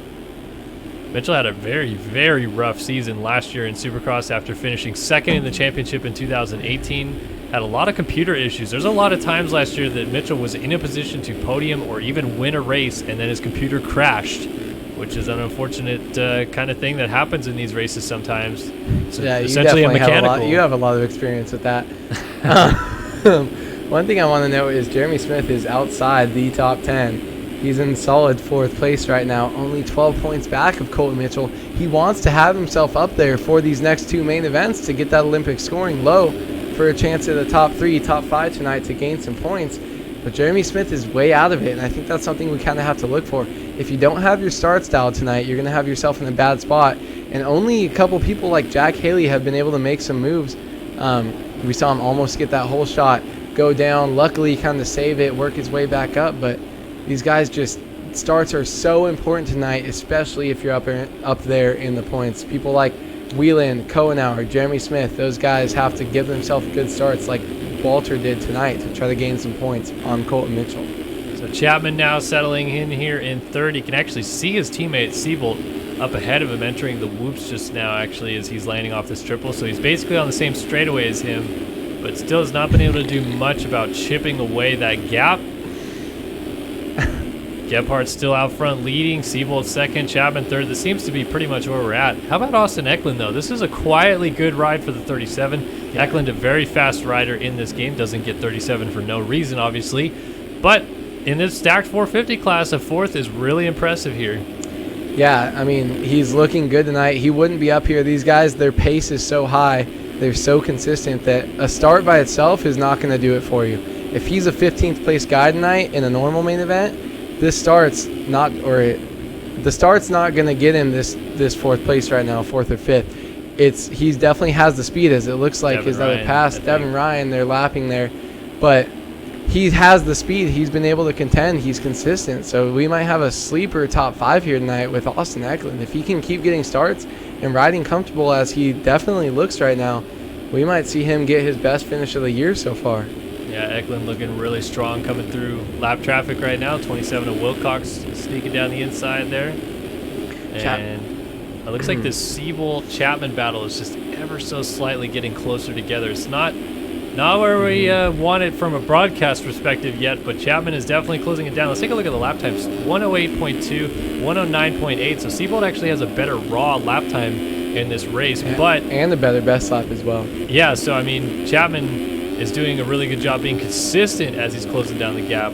Let's take a moment to check out how the track is breaking down here. We said these races aren't going to be as long as a normal main event, so they won't break down as much, but like we saw last year, this track does get gnarly as we see that rut in that weird little split section. That's so tricky for these guys. You guys don't understand the speed these guys are going. Not too much in here as far as ruts going on, but there is a little bit of ruts between the jumps off the lips, so these guys aren't just riding a perfectly smooth track. Even though you can't see much of it, it's still there.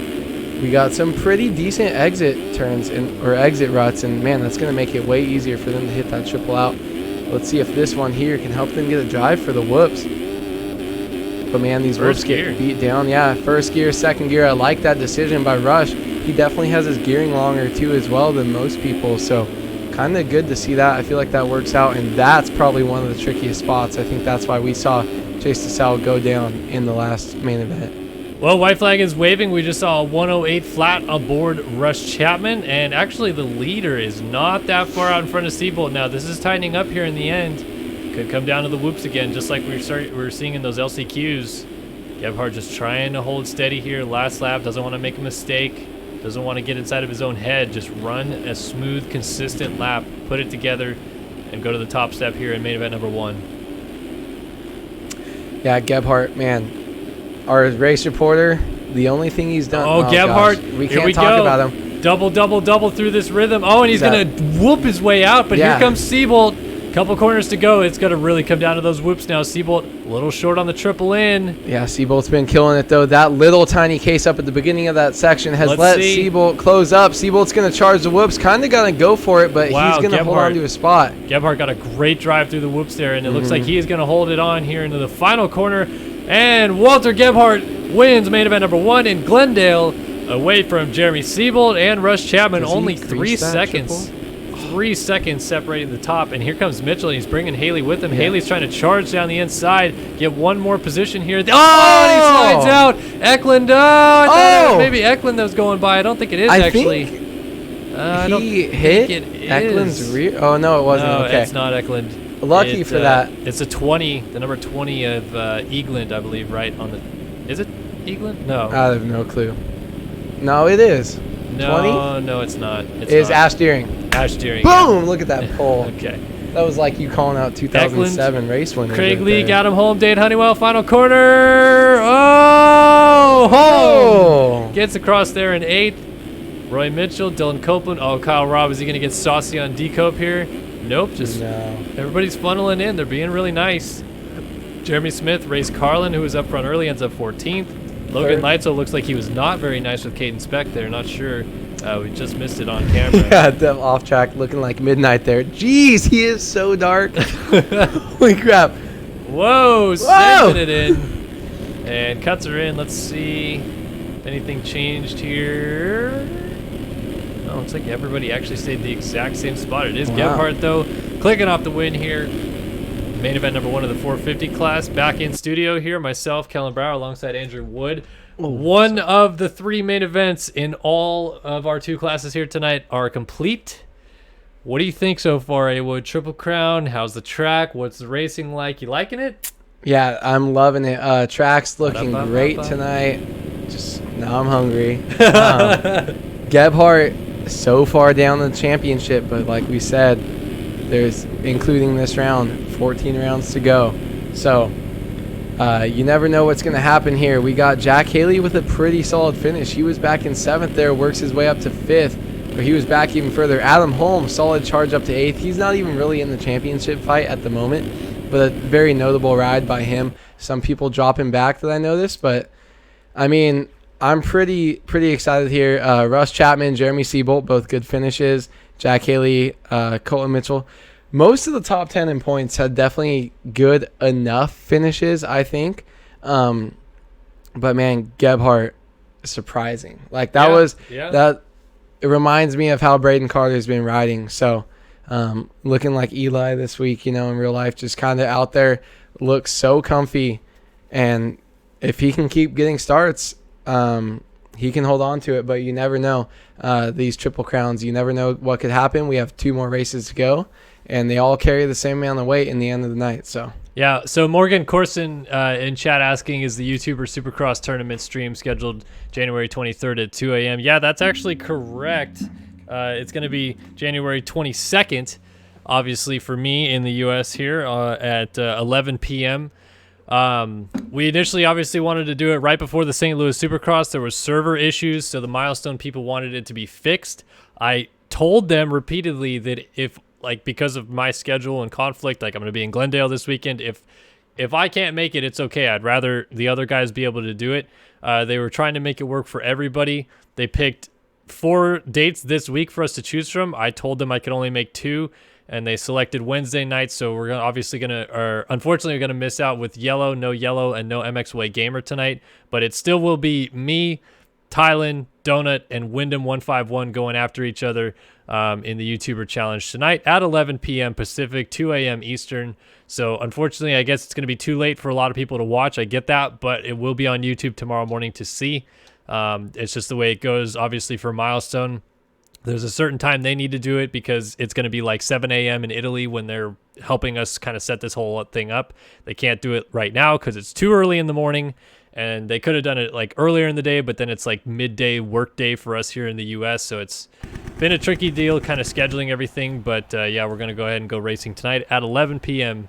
for Supercross 3, the video game. All right, back in server we go for 250 West main event. Number 2 coming up next. A-Wood just run into the restroom real quick, and he'll be back.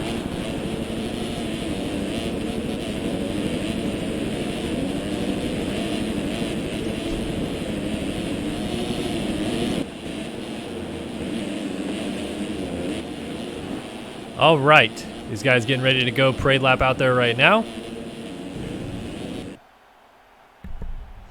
Crushing it. Crushing it.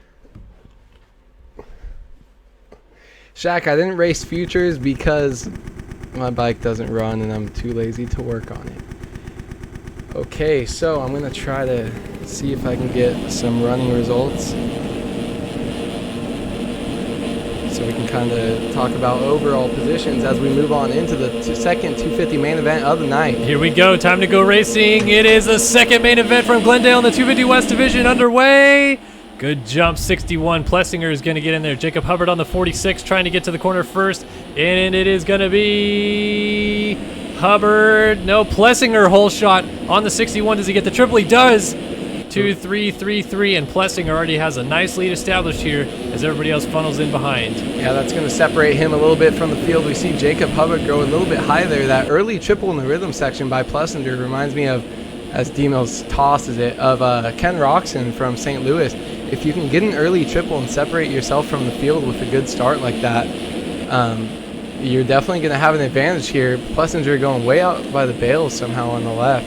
But he's looking so comfy tonight, and Jake Rose had a good finish in the first main event too. He's up here as well. Let's kind of see how this is going to unfold. Yeah, Plessinger has done everything he wanted to do at the start of this race, obviously getting the whole shot. After that first main event, it was a little bit of an up and down race, but Plessinger obviously has the speed tonight to run out front and be one of the top contenders. Let's see how long he can hold it on as Jake Rose and Daniel Mills settle in behind him. This is a good start for Mills. Oh, Rose! Oh, he does the barrel roll and saves it. Do a barrel roll. Do a barrel roll. Robert Wilson, Daniel Mills up here. They both, Monty's wasn't that bad, but D Mills had a terrible finish in the first one, and he can definitely be a spoiler for some of these guys that are trying to fight with this Olympic scoring here. But Braden Carter started from the same exact gate, didn't get the same jump he got in the first main, but still had a solid 6th, 7th, 8th place start here as he's going to move up another position as we have someone stuck in the Davalos bales. We got guys doing all sorts of rhythms here as they try to find out where they fit in here in this second 250 main. Carter through the whoops trying to run down Robert Wilson on the 52. Ooh. Wilson getting a little sketchy, and Carter obviously flying as he's going to go after second place already early on in this race.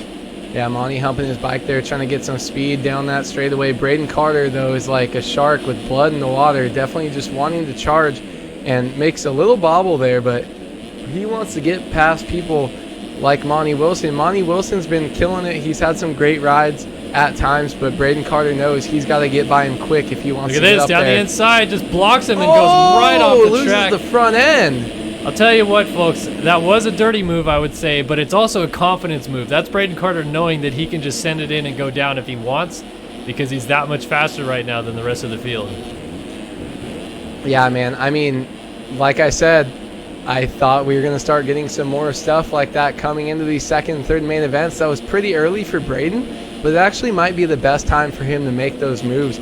I know there's a lot of guys that can kind of get passed by, or he can get passed by early on, but if he makes a mistake, he gives himself a lot of time to charge back up if he made that pass, and he would have had a lot of extra clean time to get up even further. So well, already back on Wilson again, and going to make it right down the inside. Let's see if Wilson retaliates here, though, seeing as what just happened. Yeah, Carter trying to go down the inside. Wilson just going to let him have it, though. He's looking clean, though. Tries to cut down, though. Doesn't want to give it to him. Dooley's both getting pretty saucy there. Let's see. Maybe he has the same opportunity in the same corner as he comes in the sand here, not too far behind him. Carter now 8 seconds down of our leader. Still Dalton Plessinger out front, and Carter looks like he's going to get enough gap here on Wilson, so Wilson not going to try anything in retaliation. Instead, it's going to be who can catch Plessinger out front here. Working on a nice lead here with about 7 minutes left to go. 6 minutes, I should say. We're closing up on that 4-minute mark already.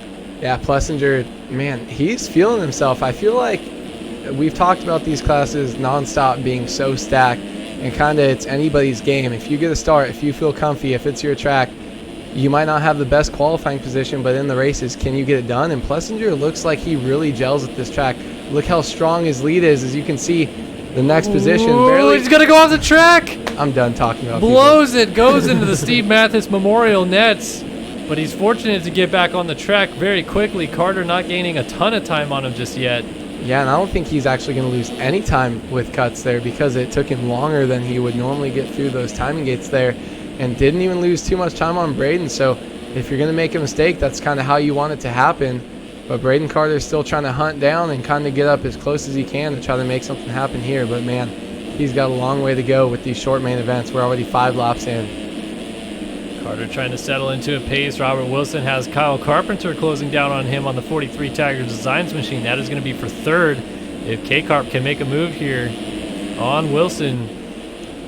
Closing down in this rhythm section. Going to triple on, and this might be the move right here, folks.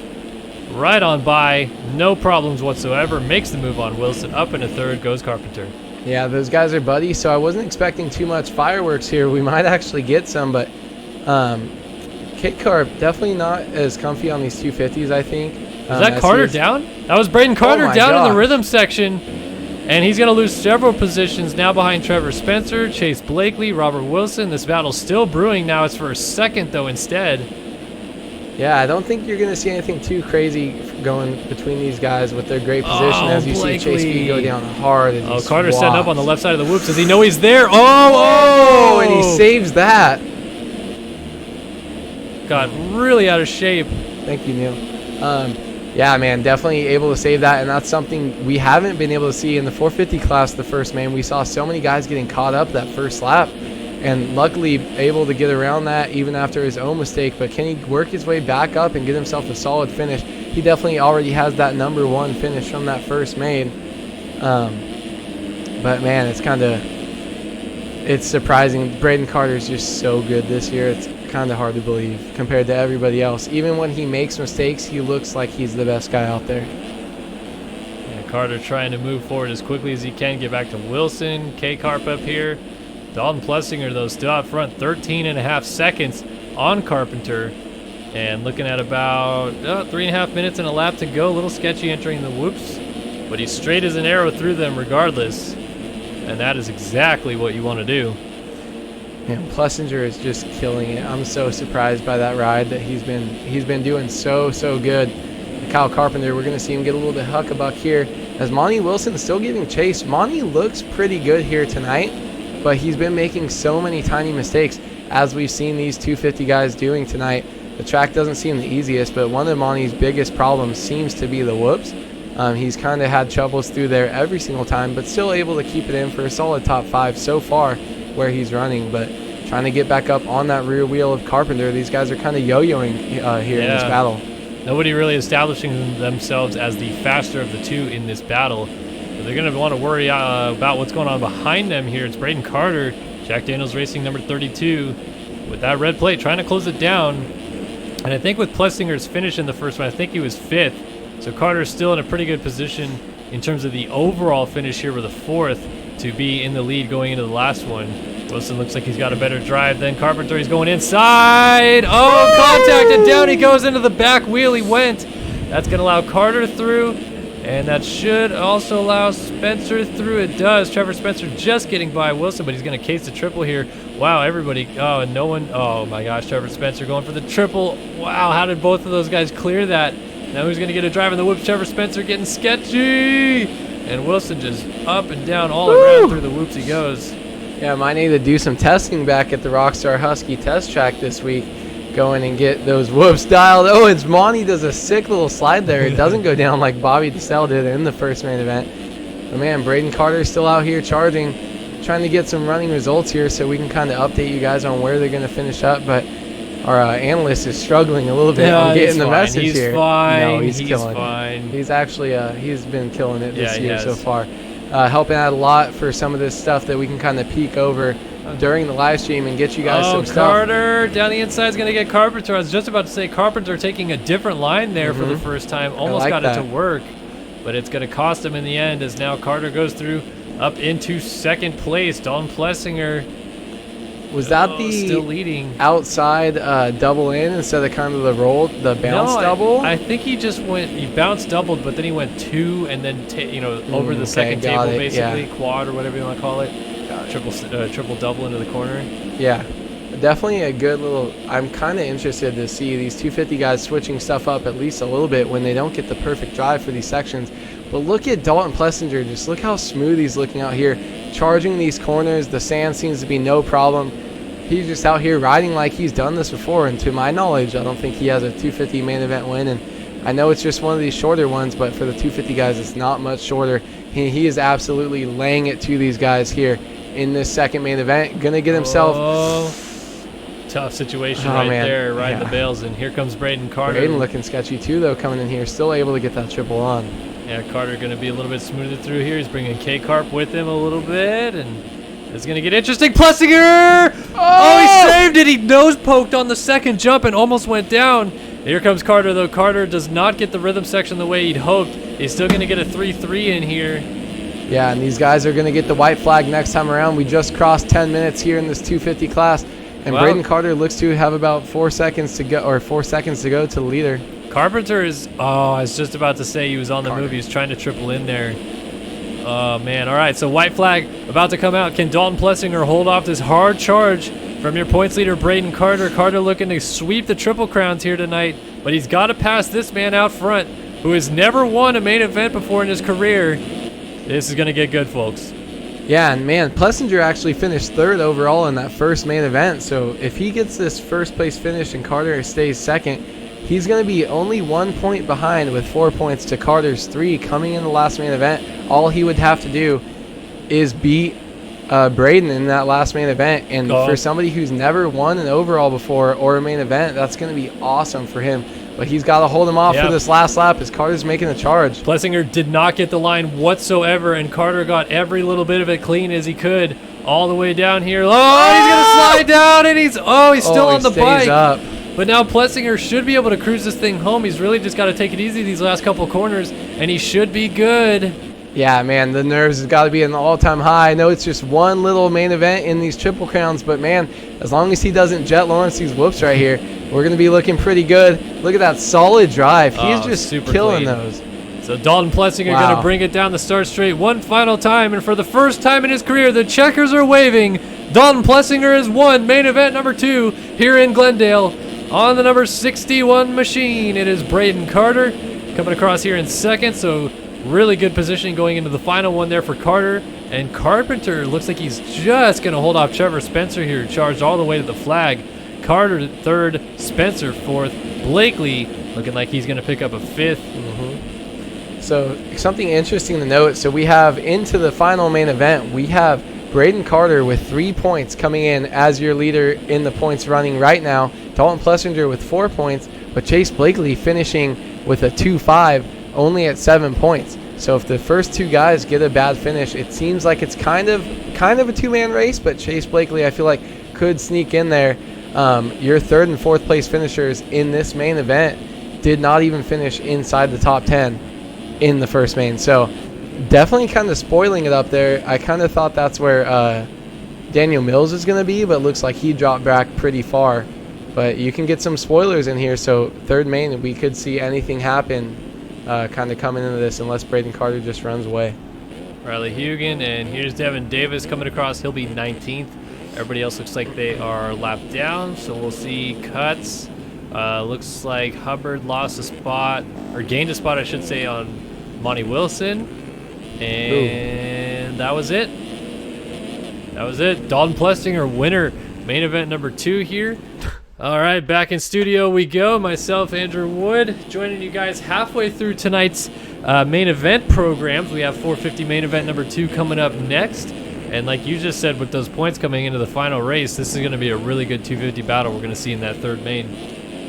Yeah, I'm super interested to see. Braden has his kind of gate position in his plan off the starts. He had a little bit of bad luck through this race. But Plessinger is so surprising to me right now. He's been killing it for a 3-1 coming in, and you've never really done that in main events before. You just know he's super comfortable with this track, and he's super comfortable in his own ability to ride, and under pressure, he's been doing well. So it's going to be a really exciting third main event in the 250 class, I think. Oh, this is going to be good for sure going into that final race. But now we got to get hyped back up for this 450 class, which still a lot of drama going on there. Yes. We saw a battle to the end there, basically, between Gebhardt and Seabolt. Russ Chapman is getting back into the mix. Jack Haley had a good ride to start his night. Really, the only guy that we maybe expected to do better that kind of struggled that first main was Jeremy Smith. Jeremy Smith has got to have a turnaround ride here if he wants to get some good points on the night. Obviously, sitting fourth in points. I mean, it's going to come down to the start, but as you said earlier when we were talking, Jeremy Smith really good at starts this year. Something happened that first main we didn't see. Yeah, he has been, and maybe it's the extra length. You see some of these guys getting really quick while we have the picture up on the screen. If I was these guys with these long rhythm sections and the super long start, something I used to do at Vegas, I know Tyson Fresquez, future champion, used to do as well, is change your gearing a little bit. We used to go to -2.1 to -2.0, sometimes even less than that. Sometimes you even add a tooth on the front sprocket to get that extra pull. But so that could be something these guys are doing tonight to give them that little edge, and maybe some guys haven't figured that out and they're topping out too early. Maybe if Jeremy Smith tried something like that, he could translate his good starts on the short starts to be really good starts on this long start. This is going to be the longest start we see of the year, so going to see if he can take that third place average start and kind of transfer that into tonight to make up some points here. Yeah, so we're going to have to really pay attention on the start this time. Where does Smith end up? Where does really everybody else end up? Because kind of it's just a free-for-all going into that first corner. They're all still bunched up because everybody gets a similar jump, and it's just kind of like a freight train all the way down, right? Mm-hmm. Yeah, and some people can do the kind of trick that Braden Carter used in the first main. Jack Haley tried to use it, got into the rear of someone, is that inside gate. If you can slow up and hug the bales, you can definitely get a killer start over some of the other guys. But it's all about consistency here in these 3 main events at a Triple Crown. Consistently good starts, consistently good speed, and just consistency on the track with how smooth you're hitting your marks. So it's going to be interesting to see if Walter Gebhardt can kind of hold on to it and put on the show like he did in that first main. And that tuck to the inside, hug the bales method, really, it's not something we see that often in sim. Obviously, we see it a lot in real life, but I can't remember the last time I saw someone do that well, where they kind of let everybody just push wide in the first corner. They tuck to the inside, come out with the whole shot. Very uncommon in this game, I feel. Yeah, tracks that kind of come to mind that could use it, St. Louis a couple years ago. Any track that has 2 rhythm sections inside of the long sweeping first turn, it's kind of tracks like those where you see them, they have enough room to where it's kind of a wide turn, a lot of speed, and the guys will push wide. Any of the tight corners, you don't really see it as much, but the sweepers, I feel like you see it a lot more. All right, folks, we're set to go here. 450 class main event number 2 from Glendale. As you can see, the fire is blazing. It is going to be a hot one in Arizona. Let's go racing. Somebody double clutch there in the middle on the KTM, but we have a great start by Jack Haley. Andy's on the inside. Looks like this is going to be an easy hole shot for this guy right here. We also have on the outside Jeremy Smith with a solid 3rd place start there, but Walter Gebhardt right behind him, so we'll see if he can make a move on Jack Haley. Oh, yes. This is so good. Seabolt's up there. We got Smith, Gebhardt. We got 4 of our top 5 championship contenders right at the front of the field in the mix. The only guy we're missing right now, obviously, Rush Chapman. Not sure where he is on the start, looking for a Cowie back there. Maybe about 7th spot there. As Gebhardt down the inside, block passes Jack Haley for the lead. Seabolt trying to get around Haley on the outside, but Haley's going to control the corner here and will stay in 2nd. Smith, meanwhile, still lurking back there in 4th. Gebhardt meaning business tonight here in Glendale. Yeah, I love that. Something you would never see in the old game. Luckily, one of the few updates we get in this game is that front wheel lock update where you can see someone get block pass like Haley did, held up a little in the corner, but still able to hold his position and give us some great racing. Definitely not a good start by Russ Chapman, so we're going to see how much he can pull back up here. But, man, we are set out for a great second main event here in Glendale. So Gebhardt leads away from Haley, who is already trying to put pressure back on him for the lead. We got Seabolt right there lurking in 3rd. And nice line down the inside. Ooh. Smith trying to go for the triple overline. Actually went down. Jeremy Smith is on the ground. And Rush Chapman mixed in here as well. Race Carlin, Craig Leak. Don't want to miss out on this action up front as Haley's actually clawed it right back up to Gebhardt. Oh, yeah, Haley kind of gets a little kicker off that triple in. Let's see. He's not going to make any crazy moves this early, I don't think. I think he's smarter than that. But he did switch up his line, tripling back onto the start straight. Haley's got a good drive in the whoops this time, but yes, Gebhardt's he does. so good at the end of the whoops. And he's going to get... Is he going to control this corner? No, he's a little bit too far behind, but he almost owes him one from that first little block pass. We'll see kind of how he gets when he gets up close to him. Yeah, Haley means business as well. Gebhardt not the only guy trying to get his championship scenario back on track tonight. Obviously, Gebhardt has more points to make up, but Haley, I don't think expected 3 rounds in to be about 19 points down in the championship, 5th in the standings. No wins to his credit yet either. Lost the red plate right after the first round. Haley definitely wants to turn his season around right here in Arizona, and he's going to go after Gebhardt to do it. He's also got Seabolt right behind him, trying to claw his way back into a position here. Seabolt continuing to cut down the inside of that corner, but again, like we talked about, he may not be getting cuts there. We're not really sure about that situation yet. Yeah, it seems pretty common throughout the race. Oh my gosh, Jack Haley with a tiny little case up, gonna just get that legs off. That's so unlucky this early as we see Russ Chapman go by. And here comes Colton Mitchell, our championship leader.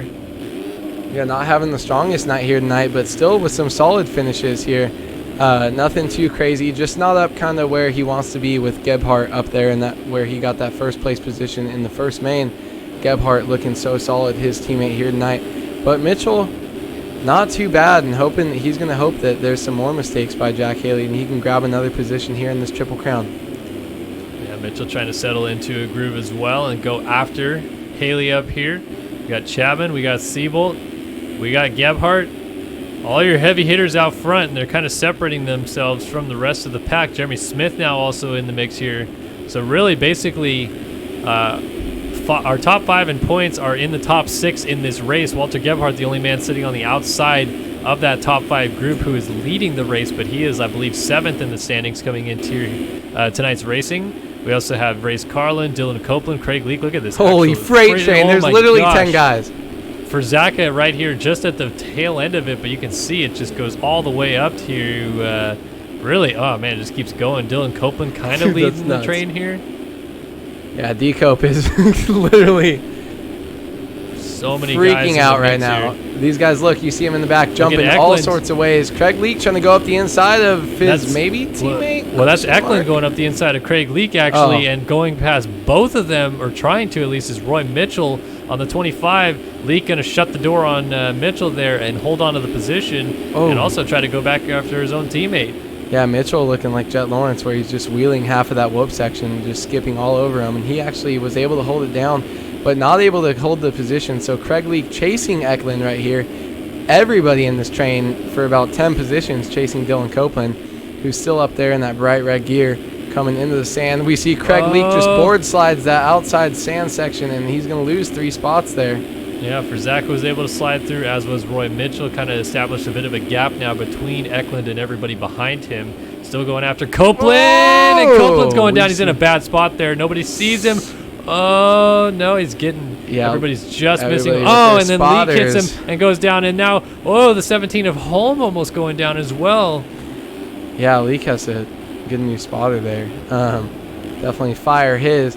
But, man, so many people have been having trouble with that little bounce double into that section right there. We've seen it a lot in the 250 class. We've seen a couple barrel rolls tonight, and you see Dylan Copeland going down right there. So that's going to be something to watch throughout the night. Oh, that was a cut underneath there and a half. And there is for Zaka getting up from a crash. I think, those lights are getting going. Lightsel, they both were, and you definitely called that with lightning speed there. Both those guys double singling out into the section. You just knew there had to be people down there.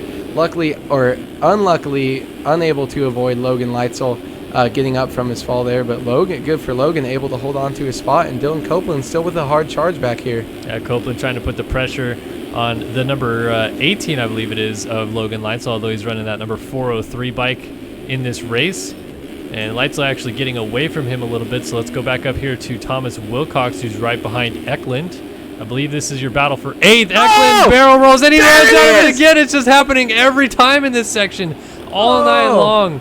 And it's going to allow Wilcox on through. And it was actually for 8th, but now it's for 7th as Roy Mitchell was down at the end of the rhythm lane. So Lightsel goes through, Copeland goes through, Mitchell trying to get the thing turned around as he rejoins the race right alongside of Craig Leake. Leake also going through and pushes Mitchell all the way back to 13th. These barrel rolls are insane. Oh, as somebody else goes down, we have a battle for the lead, though. Looks like 1 second in between. At least it's closing up. Gebhardt right here, but Jeremy Siebold putting on a hard charge as we check some lap times coming in. Best lap time from Jeremy Siebold this race with the 107.9. Let's go check our leader's best lap time, as we're going to come in with a 107.2, but he misses this rhythm section. This could be all that Jeremy Siebold needs to get into the lead here. Yeah, Siebold has closed it down awfully quick here on Gebhardt out front. Look at that 0.7 seconds between the two. Let's see what happens through this other tricky rhythm section. Kellen, want to run us through this? Yeah, triple all the way through. Gebhardt clean, Siebold clean. Again, I think the whoops are the make or break for these guys. Gebhardt has been so good in the second half of the whoops, but the first half has been a little rough on occasion. Let's see if Siebold just gets him clean all the way through. Oh, man, right on top. And he's still saved. He's just swapping through the second half of the whoops there. Let's see what lap times these guys put down here really quick. These guys both look shredding. 109.3. So that's crazy. Whoa, whoops. And she gone. Nope. Just windowed out for a second. Sorry. Okay. And Siebold there is looking at them, switching them up the lines through the sand section. Siebold scared me. It looked like he was going OTB there. We have 14 rounds left in this series, high gravity, so this is just getting started. Siebold here making this exciting. Looks like he's going for another charge. He definitely looks faster, looks cleaner through these first 2 rhythm sections, but Siebold actually lost some time through the triple-double before the Supercross triple up here, so we'll see what happens this lap. If he's able to gain on him right here enough to make a pass in this corner, he's going to hit that triple and triple out. Just settling in. I think he's just trying to bide his time and hope for the door of opportunity to open. Someone was going backwards there. Almost made it real. Ooh, that was dirty. Gebhardt scrubbing so nicely on this triple, and he's so clean through these whoops. just straight up and down and so fast through the second half. I think Siebold, like you were saying, is going to have to use those rhythm sections on the back half of the course to use his advantages there when he gets closer. Yeah, I think Siebold's strongest point is those two back-to-back rhythm sections. Before you get to that triple-double before the whoops and that left-hand U-turn we see right there on the left of our screen, I think that's where he's going to have to make the move. He seems to get a little bit of a gap here on the rest of the track, but maybe he needs to just wait until we're basically last lap to make that move. If he can keep pulling himself back up, the only thing is if he waits too long, it opens up more opportunity for him to make a mistake to try to get charged back up on his rear end. As we see him start to gain a little bit more here. Bigger gap than we have seen in the last couple laps. Gebhardt definitely got on it here, but look how close he's starting to get right here. Oh, Siebold a little short. He's not going to get the rhythm lane throughout, and he's actually trying to go around. I think that's the 87. Is that Schuler there, maybe? Not sure, but right here is where he starts to lose the time, so we'll see if he can definitely get a good drive through these whoops. It looks like his entry is not as strong. He looks to be a little bit sketchy out of that rut into the first set of whoops, which is what allows Gebhardt to pull away, but Siebold looked great through him that time. Yeah, this is still definitely pretty close. Russ Chapman has now moved up into third. Jack Haley here in fourth, and Colton Mitchell in fifth. So, like we were saying, your championship contenders right here at the sharp end of the field. Jeremy Smith is also having a much better ride this time through. We got Race Carlin, Austin Eklund, Dylan Copeland, Thomas Wilcox. Really not a lot of battling going on throughout the field. People are close, but there's not much battling going on. Yeah, this is kind of it's the same top five, except Mitchell and Haley finished 4-5 respectively in the first main event, where they're flipped in this one. So that's going to separate fairly a lot for if Walter Gebhardt finishes with 2 points, Siebold finishes with 4 points, Chapman finishes with 6. It's going to kind of give Walter Gebhardt a little bit of a lead. The other guys are kind of probably rooting for Siebold to get up there and switch it up and make these guys have a little bit higher point totals coming in. People like Russ Chapman actually want these results to flip for themselves so that they're both finishing with 3 points to his 6 instead of 2. So we'll see what happens here as we see Siebold starting to come up. Yeah, Gebhardt did not get the whoops or that corner after it very clean, but he got down the straightaway very nice on that rear wheel. And now we're looking at about 2 laps to go this time by, because I don't think they're going to get to the flag. No, they're not going to get to the flag next time by. Yeah, so it's going to be over a minute time. So, yeah, 2 laps to go right now in Glendale. Siebold once again trying to close down the gap to Gebhardt in front of him, and maybe, just maybe, squeak a win away here in the closing seconds of this race. Yeah, Siebold, this is where he's looked strong, but Gebhardt looks like he started to nail it down through the second main event. But actually a little bit closer, look how much speed he carried through that 90-degree corner. Let's see if he can put together a drive here. He's got 1, maybe 2. Gebhardt's gone down! Gebhardt looks like he may have either cased or overjumped and has a leg off crash. And and down goes Chapman. Chapman is facing backwards. Walter, or I was going to say, is that Leitzel going by for position? Is not. No. Chapman almost had the pass made on Gebhardt, which would have been really big for the point situation on the overalls for the night.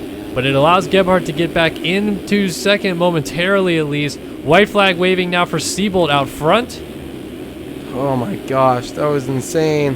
Haley's still lurking back here. Mitchell would like another chance if he could.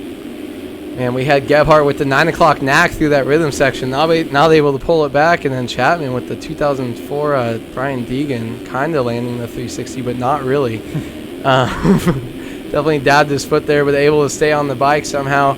But, man, that's going to switch it up kind of how he wanted. Siebold's going to move up into that first place position. So they're going to finish 3 points for Siebold, 3 points for Wallman, and 6 points for Chapman here. Maybe. But let's kind of see. I wonder if 4th and 5th are still the same, if Haley was able to get past Colton Mitchell or not. Yeah, Haley's in front of Colton Mitchell still for 4th. Okay. Either way, Siebold's just got to get through the whoops one more time, and he's good. Man, so as crazy as these races have been and this whole series have been, pretty consistent here in the 450 class for these top 5 finishers right here. All right, here we go. Jeremy Siebold, final corner. He has won main event number 2 of the Triple Crown at Glendale.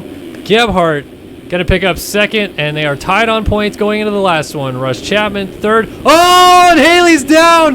Haley got a little sketch in the whoops. He Oh, was no. getting passed by Colton Mitchell, and he's also been passed by Jeremy Smith. Mitchell's no. going to pick up a 4th. Jeremy Smith will pick up a 5th place here.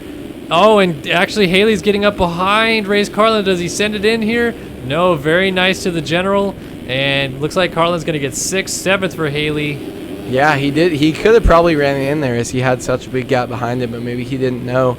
Man, and you see that terrain deformation in the back actually doing something, not more than just moving the rut inward. We see people going down there.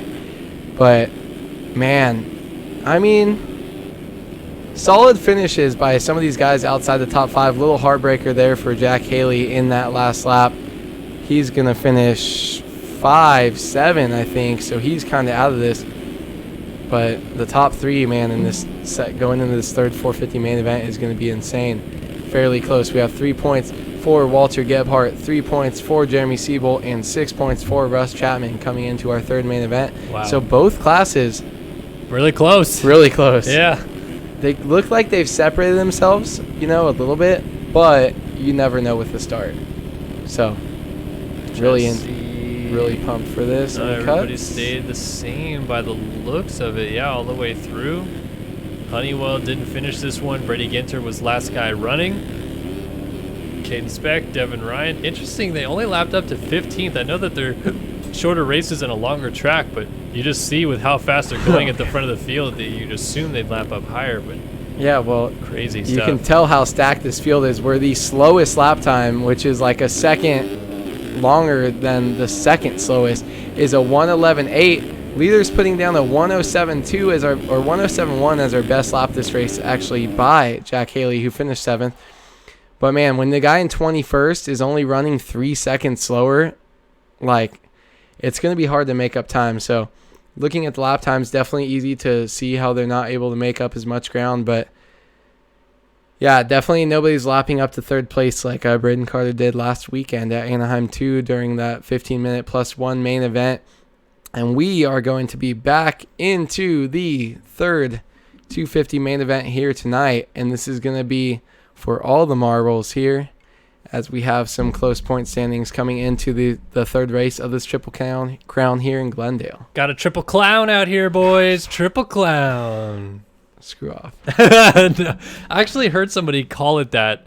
Maybe it was on the Pulp Show this week. Someone called it a triple clown. I think so. I think it's remember, really and then funny. it's like, We're all laughing about it. I think Kiefer was roasting everybody. Oh, you roasted Nate. And they roasted Nate. What drop did he come into? Because I haven't had a chance. I finished it like 20 minutes before I got here and haven't had a chance to go back. What was the drop you said that he used coming into his phone call? Oh, man, I don't remember. Nate's in chat. He might be able to tell us which drop he was using when he called in. But then, yeah, Keeper was, creepy Nate guy, creepy Nate. I'm laughing so hard I can't even do it. You're killing it. But, oh, man. And I was off mic at the time when he said that, so I was muted. But you just had to sit there and know, like, I know. this I'm is like, my guy. I could save Nate. I could save As him. soon as we went to commercial break, right, I was like, yeah, so that creepy Nate guy, he was actually a groomsman in my wedding, and they were like, no, what? No. It's really funny. Thank you. We have a little bit of time here as this track takes years to load. Thank you, Kid Lib. I pulled that one out, and I'm lucky I got it to come out of my mouth how I thought it in my brain. Track is going to be boring live. I do not think so at all, actually. I think with the amount of 180 turns, the long whoop section, I think it's going to be pretty good in real life. No, I'm not Spicy Films. I just don't know how to talk. Yeah, Kellen, you could see him. You could see yourself laughing when Nate was on the phone call. I mean, during that's the all I could video, do. so What am I that- supposed to do? I just had to laugh that I, like, in my own mind knew what this was, what was happening, basically. It was funny. Nate thinks it's funny. Hey, Zach was number 6, correct? Correct. How do you feel, Zach Dupuis, in chat about Mitchell taking your number? I mean, that was like 3 years ago. That's a reach. Yeah, but still. I think he's well past owning the number. Who has 6. 18? Okay? I think Dupuis- I'm heartbroken. Zach this year is like he was number 71 last year. He's like number 86 or something this year. So Yeah, I tried, I think 2 years ago to get a number. Oh, Nate played, hey, buddy, when he came in. Oh, that's good. I swear I heard that and I thought that was him. Yeah. I thought it was who the heck is that guy? Yeah, yeah. But because that one's kind of quiet, on Nate's drops, but that's awesome. Yeah. All right, folks. Final 250 West main event coming up. It is very tight, closely knit action here in this 250 West division. Can Braden Carter win his second in a row and extend his points leader? Will someone else take it away? Let's find out right now. Not the best jump by Braden Carter on the inside. We see a good jump from number 46 and Bobby DeSalle. Braden Carter goes down and is off the bike early. Rogan McIntosh was first to the corner, but it is Hubbard who grabs the whole shot. Daniel Mills is up front on the 31. Let's go, Rogan. Bobby DeSalle is down, as is a lot of other guys. There's a huge pileup out of the first corner. And Hubbard leads, but here comes Daniel Mills. Supercross triple, little dualies action. Man, Jacob Hubbard was crushing the whoops in the first race. Let's see how he does here. Gets a good drive through. Tries to separate himself from the rest of the field. That's just a crapshoot back there. Whoa. I think that's Rogan going down into Porch. And McIntosh, yeah. And then, cutting underneath Sullivan, gets plowed by Trevor Spencer there. McIntosh with the spinning beach ball as he's crashing right now. Trevor Spencer, though, trying to get back up there. But solid starts by Jacob Hubbard and Daniel Mills. Jacob with a solid lead. Hubbard gets really good off the gate, and I think this long start has hurt him this week, but he got such a good jump this time that just couldn't catch him. Yeah, so he was so far going to that first corner, he was able to salvage where his position was and grab that whole shot. Now, Daniel Mills, our St. Louis winner, hasn't looked particularly frisky tonight, but with another start like he had in St. Louis, you just never know with this 31 machine. Yeah, he had a great start in our second main event here tonight, too. And then kind of just dropped and faded, but maybe the extra time on the track has got him a little bit more comfy. And he's not really scared. He's not too nervous. Oh, there it is. He wants to do it. Let's Makes go. the pass to the lead. Hubbard's going to try to fight back with the triple. They're going to go side by side. Yeet. Julies again. Hubbard going to retake the lead, but Mills with the square up gets the pass done. And he's going to go down and takes Hubbard with him. Hubbard's off the track. Here they come through the whoops. Hubbard getting back on. He's right there now in front of Dale Mullins. We also have Hunter Porch. We got three guys going into the corner together. And I literally have no idea what the points running into this are, because actually Dale Mullins definitely has the win right here since he's right there in second as we stand. Where is Braden Carter after that huge get off? I think Dale has to beat Braden by one position in this race to get the overall. Close, huh? Yeah, I think he's 1 point back. Let's see. I'm going to go back here. Keep talking for me, Kellen. All right, well, Dale Mullins trying to make something happen, swinging around the outside, using a little bit of a lower line. Oh, and Porch cases the triple on. That's going to cost him a position. By Porch goes Clint Martin on the 84. Jacob Hubbard, though, still leading the race as all the chaos is really going on behind him. Yeah, so Dalton Plessinger has 4 points coming into this last main event. We do Olympic scoring here, so lowest score wins. Your points leader, Braden Carter, who really is in no threat of losing his red plate at all or the championship right now. Probably just going to run away with it. Because Luke Sullivan been having a really hard time here tonight. But Braden Carter has 3 points. Dalton has 4. So Braden would have to beat Dalton, who is trying to move. Hubbard was down, and here comes his teammates. Looks like he's going to... Oh, a little square up action. It's who is this? Dale Mullins. Yeah. Oh, wait. Almost contact. Whoa. Hubbard getting sent off the side of the track. Saves and comes back on. And between both of them is Clint Martin on the 84. Dale Mullins. We got Dale switch his 6 bike? guys. We have 6 riders mixed in here. Hubbard. Oh, contact and Porch goes down. Oh, maybe Dale Mullins went back to his actual number. I think he wasn't actually Alex Ray. I was a little confused there. But his teammate right there trying to help him out a little bit. But, man, he doesn't need the help. Let's try to look and see where Braden Carter is. Braden Carter looks like a solid 5th place. And Carter's down. And he's off the bike again. Trevor Spencer going through. Hunter Porch is down with him. Another rider going through. Daniel Mills. There's Devin Davis on the 30. I think that's Jake Rose coming in. Carter gets going in front of them, though.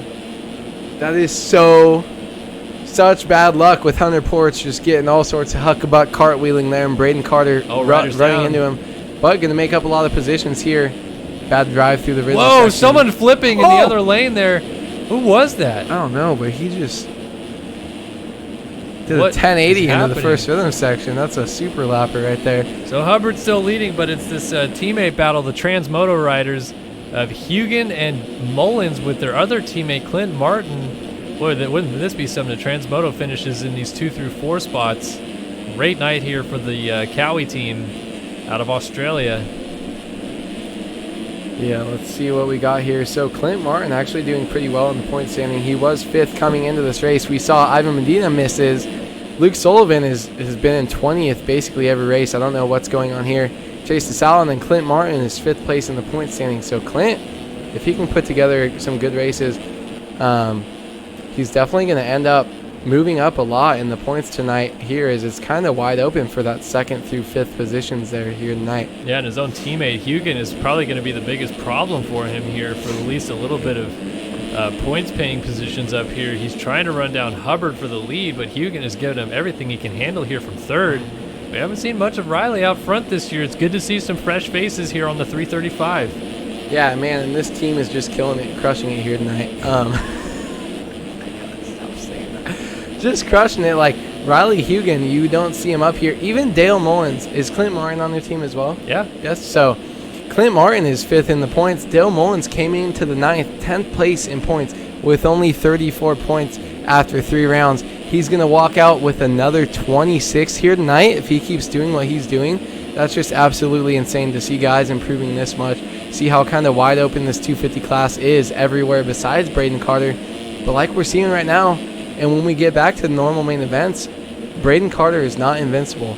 You don't get the start. You go down early. If the best you can squeak out is a 5th through a 10th, He just made the pass for the lead, might be though, able to did lose Mullins. Mullins went around the outside of Hubbard. He almost went down, casing the triple out of the rhythm. But to the lead goes the 231. Hubbard trying to fight back. Oh, down he my. goes. And Hugen, who was off rhythm there, actually does a really nice job of avoiding him. yeah, he almost Culpeppered himself on the front wheel all the way into the corner, but goes down there. But man, look at these Transmoto 1, 2. And Riley 3 now, Hugen. too. Clint Martin's up to 3rd, just 2 ahead leads. of Hubbard. Hubbard trying to fight back. Let's see who gets a better drive in the whoops here. Oh, whoa. Hopping in. Whoa, getting sketchy. And Hubbard actually a little more out of shape mid through the whoops. Was good on the entry. Blakely is trying to save a crash. Oh, and Go Across did not save a crash. Zoe Cross is down. We also have about 1,000 people going down in that corner in the background. There's a ton of guys Should going have down. froze the camera there and just watch people pile up for the next 10 minutes. But man, Seberg, Braden Carter. So Carter's now up to 8th. still struggling. Man, he might even lose the 2nd place position. I'm not sure who exactly was behind him there.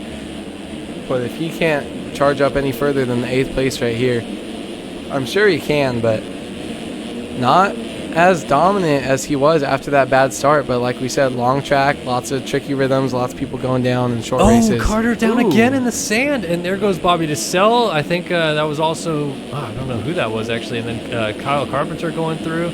Trevor Spencer was the other rider going through, and now Carter getting up in a mixture of a battle. Rogan McIntosh, we got Kevin Gonzalez, we have Ryan Mahan. Carter going to tuck back underneath. Man, these overalls are suddenly all over the place. It seems like Carter, although he is just blazing fast, he just seems to have this one odd race like we saw in St. Louis. It's just not going his way tonight. Oh! The 3rd race of the Someone Triple just Crown. got yeeted. Yeah, that was Gonzalez going down. Oh, and then someone else plowing in right there. Jake Rose. He just stopped. Oh man. Everybody going down. Holy cow. All right, let's take a look back up front as we're creeping up here on time expiring. It is still Dale Mullins from his teammate Riley Hugen. Clint Martin all by himself now in 3rd. Jacob Hubbard, Chase Blakely. So this is a good battle going on for 4th now. Blakely on that 21 knows how to win these races, and he'd like to get up into this battle before this is over.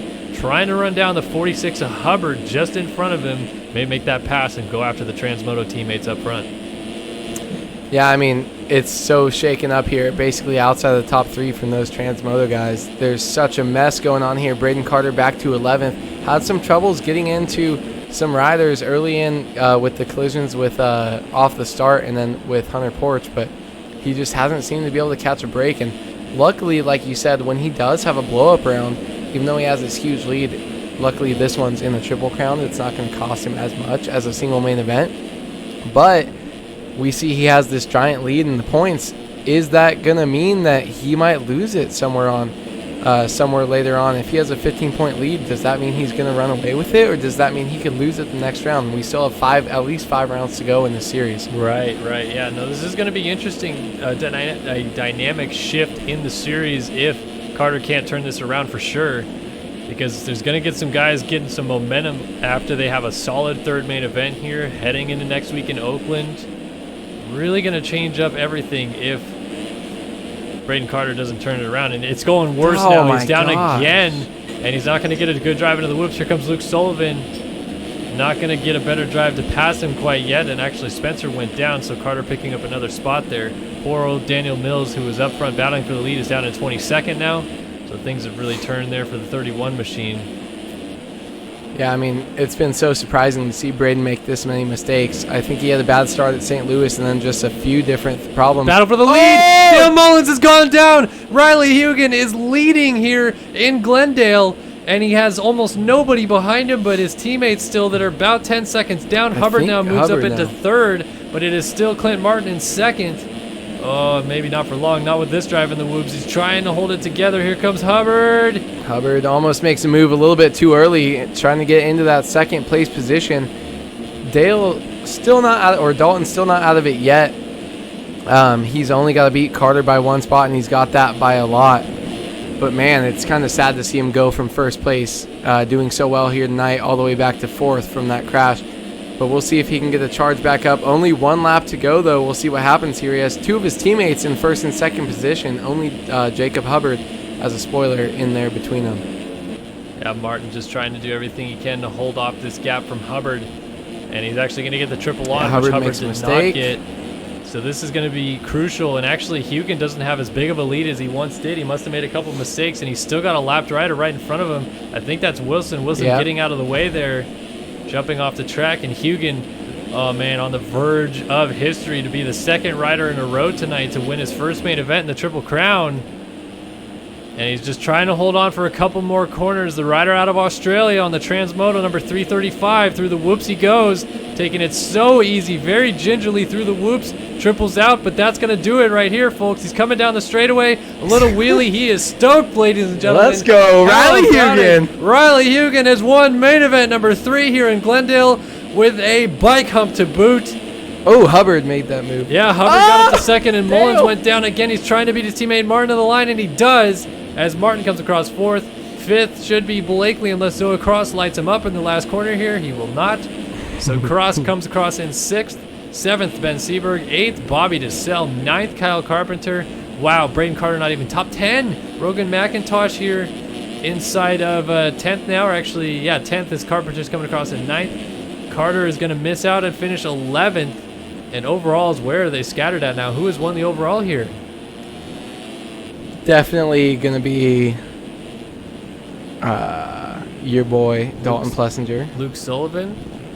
He only had to beat Braden Carter by 1 point, and he beat him by about Dalton Plessinger isn't in the top 10. I don't know what you're talking about. Wait, what? Or Dale, sorry. Dale Mullins? Yeah, Dale Mullins only needed to beat him by 1 point. Yeah, I don't know. Andrew Wood, I have no idea. Sideline reporter. Really well, our analysts went AFK, so we're out here guessing. Trevor Spencer, Ryan Mahan, Jake Rose, Daniel Irvine, Robert Wilson, Devin Davis, Dalton Plessinger did not finish this main event. And now looking at cuts, I have no idea. Like DeSalle got around Seberg on cuts. Blakely, Martin, Mullins, Hugan.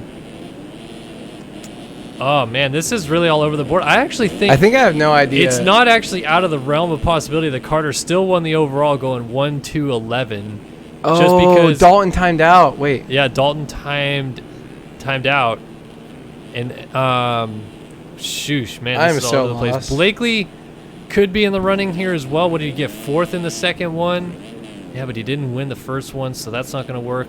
I mean, Clint Martin might be up there. The first one was Carter, Blakely, Plessinger, Rose, Bobby. Did I think?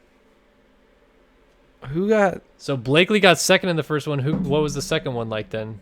I have no idea. Then the second one, Dalton was 1 point behind Carter with 3. Dalton had 4. Blakely had 7. It could be Blakely. Yeah, Blakely. Yeah, no, because that's 13 points. I think it still is Carter. I think Carter may have just won. Well, no. He just finished Who 11th. just got top I think three? it's Blakely. It was Hugan, Hubbard, Mullins, Clint Martin, top 4. I feel like I thought Mullins was Plessinger. yeah. Yeah, you were all over the place. I was like, what are you talking Well, about? because Dale and Dalton, but Chase B went 2.55. Carter went 1.211. So yeah, Chase B that's won? Chase B with the win. But then Blakely went 2.56, 2.56. so it's tied. But then the better score goes in to the Carter, third, right? Or, Or is it the better whoever score in won. the third? I think it was whoever won. You know, we should probably Oh my know goodness, this. this is absolute chaos right now. Who won like 1998 Indy? You could tell me that. 1998 Indy? I feel like you can't pull that. There's no way. There's no I don't think way. there was an Indy in 98. All right. See? Look how RCA smart you are. Dome. How do you not know that? Who wins? Who wins, chat? Help us out. I think 98 Indy. I just McGrath. made that up. I think that was I McGrath. mean, if it's 98, it was probably McGrath. I don't know. Who would... So 12, no, 13. Is it not? Is it whoever won one? Best finish in one? Yeah, see, Dale Mullins joining us in chat now. He went 26-3, like 26-3. So he's definitely not in the running. It's a solid KD.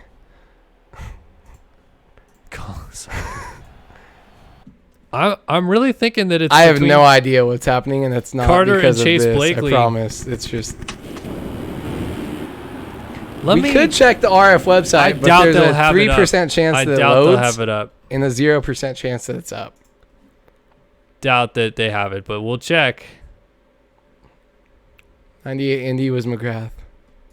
64th career win. Oh yeah, 98 Indy was McGrath because Henry hole shot and McGrath passed him on the second lap. I've never seen that race in my life. You're Oh. an encyclopedia. Triple Crown overall, 250 Supercross West. No, tell us what is it? Shocker. Oh man. I have some words for Jeremy, but I'm just going to keep my mouth shut. We need to know before the 450 class starts. Chase B, let's go! Sorry, okay, that's it. Sorry for your eardrums, but... Carter has 14, 1-11.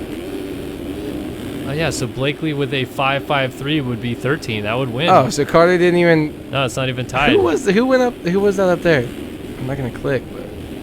Scroll. Who's got the fake news? No, that's right. Wow. Oh. Oh no, because he went 2.56. No, that's still 13 Oh, we don't have to do points. math. Oh. That's still 13 Chase B, let's go, baby! But we could be wrong. It could be someone who just finished third in that race. And That's true. We have no like idea. Hubbard probably went Because I thought- 4.43, and he's. I probably thought got Dale, something or I stupid. thought Dalton Plessinger was Dale Mullins for literally 95% of that main event. That's why you were throwing me off. You kept saying Dale Well, you Mullins should've has a yelled at chance. me. I don't know what you're talking about, dude. You're just going on and on and on and on. I don't know. All There's right. 4 dudes on the same team, and they're all on Cowies. Here we go, folks. It's time for the final race of the night here in Glendale. It is the 450 final main event of the Triple Crown. Let's drop that gate.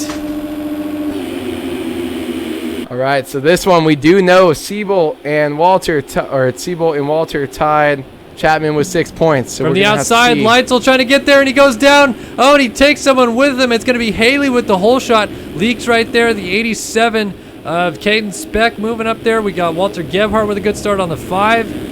Oh, this is going to be a tight, action-packed main Caden event. Speck almost making the move. Got a good drive through that triple-double here, but we see coming up the Gebhardt inside. down the inside, trying to make the move, pushing Speck a little high, but Speck's going to try to get a good drive in the whoops and take the lead if he can. Not quite close enough, but it's Haley who's going to lead him down. Speck looks good. Dark as the night, just trying to swoop up in there. Man, this is... Oh, Haley cases the finish line jump, and Speck goes to the lead. Oh, Gebhardt almost jumped off the track. We have Russ Chapman back there in 4th place position. Sneaky Dylan Copeland with another great start. Adam Holm coming around in 6th. Jeremy Smith in 7th. Craig Leak 8th. Logan Leichstall in 9th. And Gunnar Fugler in 10th. So where is our points leader? Points leader, let's see, Colin looking Mitchell further is down the field. Way back, 14th place. Yeah, and it's a freight train going on up front. Speck trying to pull away. Haley slides out, and actually Chapman has moved into second now, ahead of Gebhardt. Yeah, Russ Chapman getting a solid drive through this rhythm section. And what these guys don't want to do is make any mistakes to drop back into that freight train we saw. This top 4 is slightly separated from the rest of the pack, and these guys just want to knock down some solid laps and try to get away from the other guys. Gebhardt, a little hop through the whoops, as did Chapman. Gebhardt's got a better drive. Something about Gebhardt in the second half of the whoops, even if he enters a little squirrely, it always just seems like he's gaining speed the entire way through the whoop sections. Yeah, I've been able to notice on this long whoop section that some guys just look smoother through it. They definitely have their setups dialed in. Jeremy Seabolt, we were seeing struggle in that second main event through the second half, and Gebhardt's just been able to kill it. So maybe that's where he's going to be able to make up some time here and gain some time up to the lead. They're all still chasing Caden Speck though out front, the 87 Underground RC rider, who's actually dead last in our first race at one point, or our second race I should say, not our first one. Is trying to charge forward here, and like he's all blacked out. He's got those green and yellow numbers on on the back of his jersey, but everything else just solid black. Even the goggles. Yeah, the goggles are so dark. That's what was throwing me off watching him come down that straight towards the finish line. But he's looking comfy, just throwing some whips. He was down a couple times after the whoops, though, I noticed in the last race. So we'll see if he can hold it steady through there every lap of this main event. Russ Chapman a lot cleaner through the whoops than Speck was that last time through. Gebhardt still challenging. We have D Cope up into 4th, and first time we've really seen any of Adam Holm all year long. He's been flirting back and forth between playing first person, going third person. He's trying to get better at first person, but he has not been very good to start the season. Now is back playing third person, which he basically has played his entire sim career with. And clearly it looks like it's helping him a little bit here as he's down the inside of Copeland. He's going to make the pass into 4th. Copeland fighting back. But Chapman going to make that move, or Adam Holm going to make that move stick. No, look at that. Got some race knowledge there. Definitely cuts down early and able to make the pass back. Knows he can get that drive coming into that little inside corner there. Jumping into that rhythm section. Adam Holm now with a little bobble, but Jacob Hubbard behind him making some mistakes as well. So Holm going to try to go back to work and close down the gap. Logan Leitzel, Craig Leak. Here's our points leader, Colton Mitchell, just in front of Kyle Robb. He's moved his way up to 8th, so a good salvage job here for the number 6.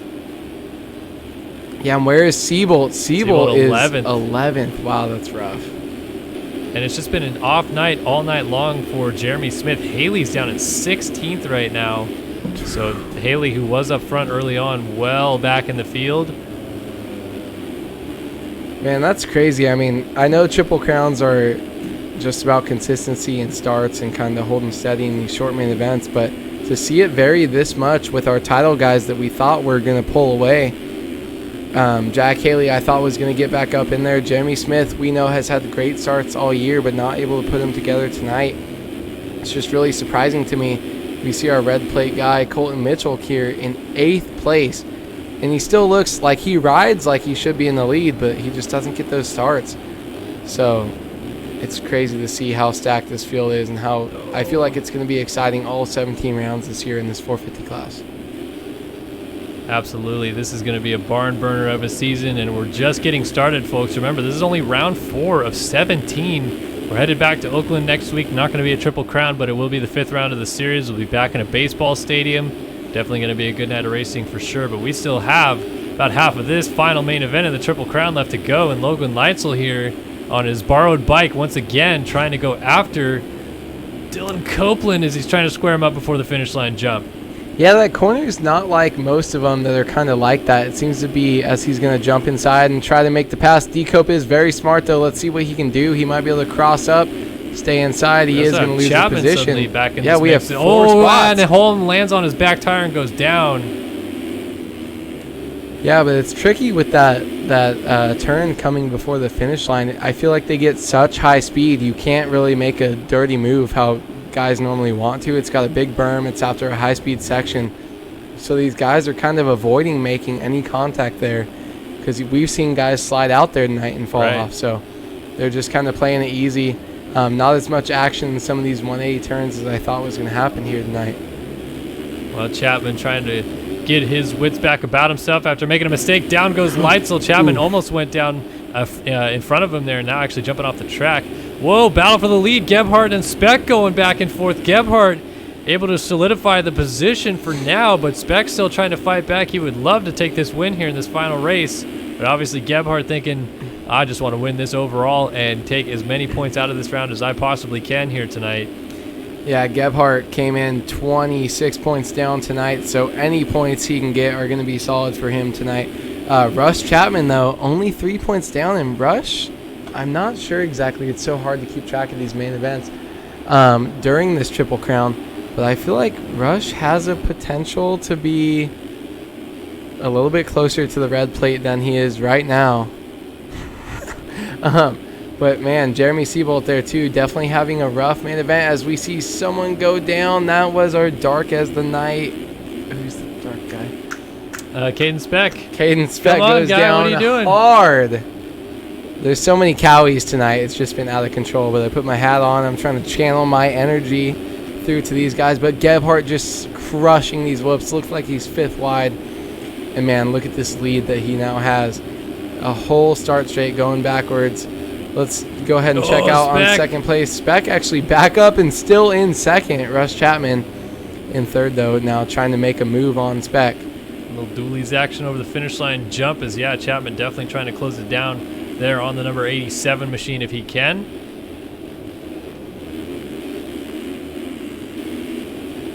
So Gebhardt just has to beat Seabolt in this moto to get the dub here, or at least tie him in this finish. Rush Chapman has 9 points coming into this 3rd main event. Colton Mitchell has 12 points, and Jack Haley has 19th, but he is nowhere near close.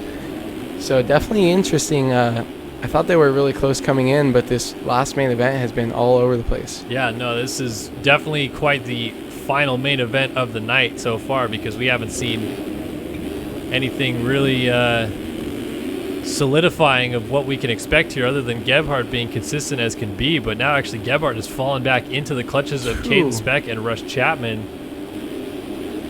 Yeah, and Rush Chapman, I mean, looking super good, but he's got 9 points to Seabolt, or to Gebhardt's 6 after this main event.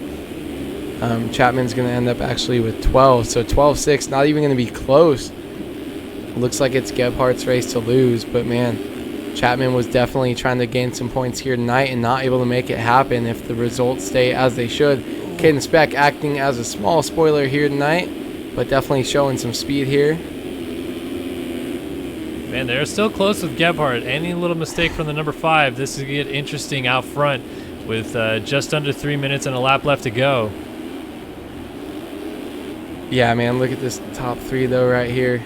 Starting to close up a little bit. Seabolt wants to get that position. Not even for, if not even for the points, he wants to get it for himself. Rush wants to make Rush wants to win a main. Rush has been trying to win. He's getting a little bit closer. And Chapman takes over 2nd. Now he can see Gebhardt up the road in front of him. He's just going to try to run him down. But Speck also fighting back as well. Not trying to let the number 29 of Chapman go by the wayside here. Oh, and Chapman tucks the front wheel. Those ruts coming out to bite him as we have some terrain deformation getting deep in that corner. Here's Colton Mitchell. Not going to get close enough.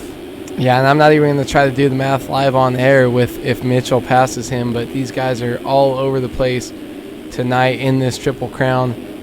Rush pulling a little Davalos action there, exiting the corner, but still able to kind of hold on to his spot here. And then the rest of the pack a little bit further back, a lot more spread out, I feel like, in this 3rd main event than they have been so far.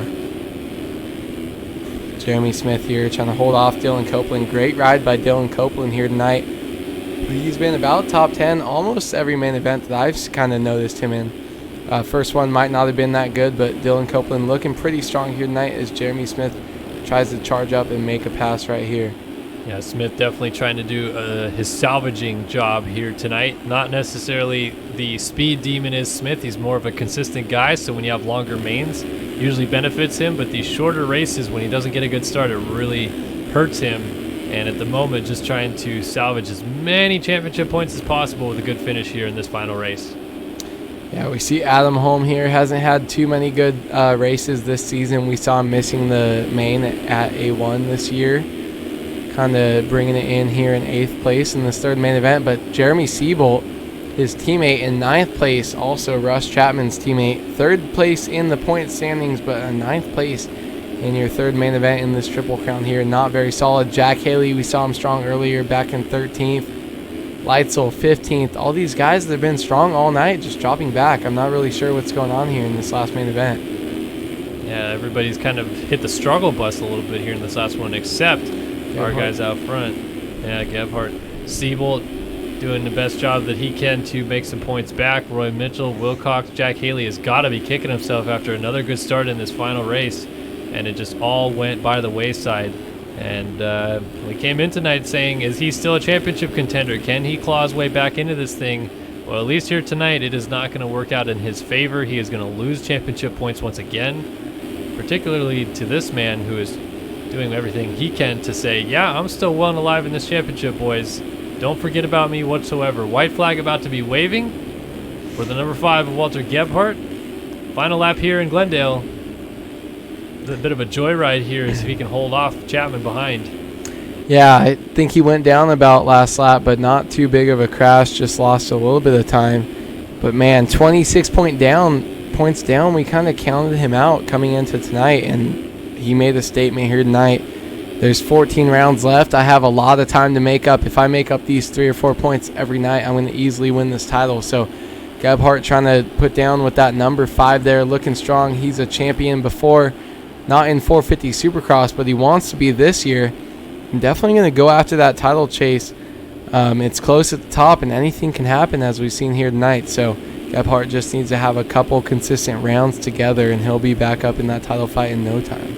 Yeah, and he is doing everything he can tonight to let the boys know he's not done. He was good all night long, fast in qualifying, great starts, dominating rides, including this final main event, which is going to lead him to victory on the evening. And through the second to last corner, down the straightaway one last time, the checkered flag is waiting, and the winner in Glendale is Walter Gebhardt on the number 5 with a big triple over the finish line jump. Chapman comes across here in second. Third for your points leader, Mitchell. Fourth for Kyle Robb.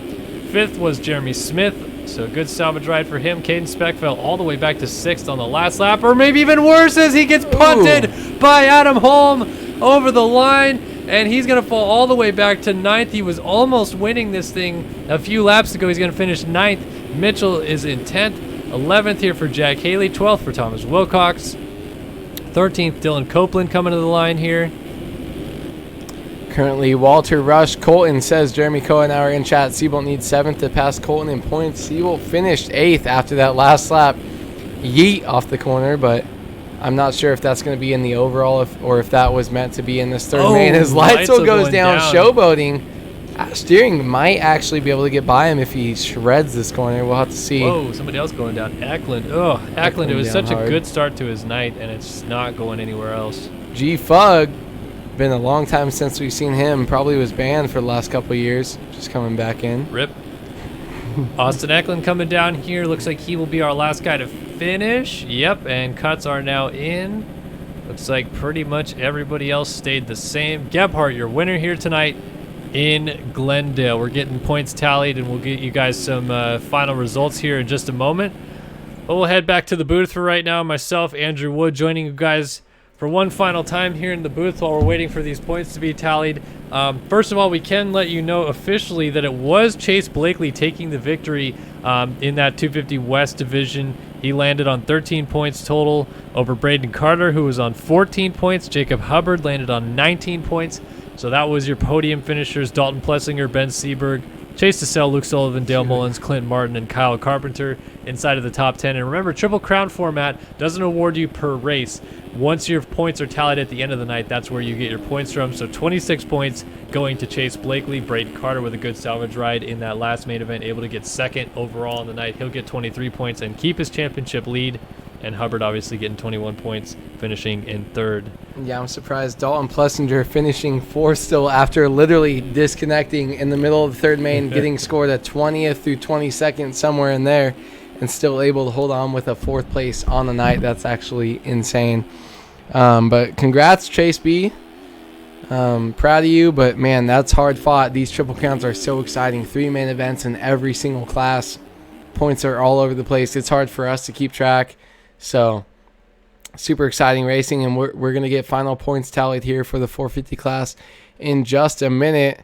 Kind of doing some refreshing, trying to see what's going on here. Looks to be official. Walter Gebhardt, obviously your winner. Russ Chapman looks like he has picked up second with 8 points, and Colton Mitchell getting third with 11 points. So that is your podium finishers.